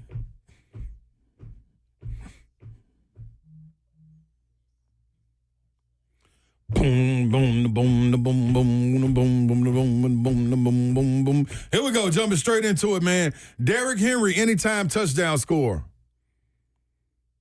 Derrick Henry, over 89.5 rushing yards. Lamar Jackson, welcome back. 25-plus yards rushing. The only threat, Jalen Waddle, 50-plus yards receiving. Tua Tagovailoa will be out there. Zay Flowers, 50-plus yards receiving. That is the player prop bet for the parlay tonight. What? Look at this. Oklahoma, y'all don't stand a chance, man. Y'all don't stand a chance. You think they, get scared, when you watch a really scary movie? No, man. When they hear this? All they got is All Mason Tucker. Is that his name, Zephyr? All Mason Tucker? Who? I don't know what his name is. It don't even matter what his name is because all y'all need to be concerned with is Brazzle is in the end zone. Staley is in the end zone. Mike Matthews is in the end zone. Woo. Look at that smile on your face. Y'all love this right You're here, visualizing boy. this. Yeah, man. Y'all come up here. Hey, that's a lot of life, visualizing success. Man, we got their dark mode activated. Yeah, hey, boy, come on. Venables ain't never been in there, Mike Keefe said. You don't know what this like. Bank ain't here to save y'all. And we got a real He's never Oklahoma been there, so he doesn't know how to prepare for it either. Exactly. Not that you can, necessarily. No. Night game, dark mode. Come on, man. Halloween. No. Mateer ain't seen nothing like this. Joseph Mitchell on YouTube. Good evening, guys. Always love watching and listening to the show. Today is my 44th birthday. Hey, happy birthday. What's his name? Joseph Mitchell? Yep, happy birthday, Joseph. Happy birthday, Joseph Mitchell. All right, Jeff. The real Joseph. You can apply for your American citizenship with Slay anytime you want. I don't think you want to do it till after the series. I'm not standing up for this. Appreciate you guys including us in your day and in your lives. We do not take that for granted, nor do we take that lightly. Hope you have a great night. Good night. God bless. I forgot to say this. Hopefully we put a smile on your face. See ya. Wouldn't want to be ya unless you were from Vol Nation and you were going to be in Neyland on Saturday. Anything else close to Oklahoma, ain't no love.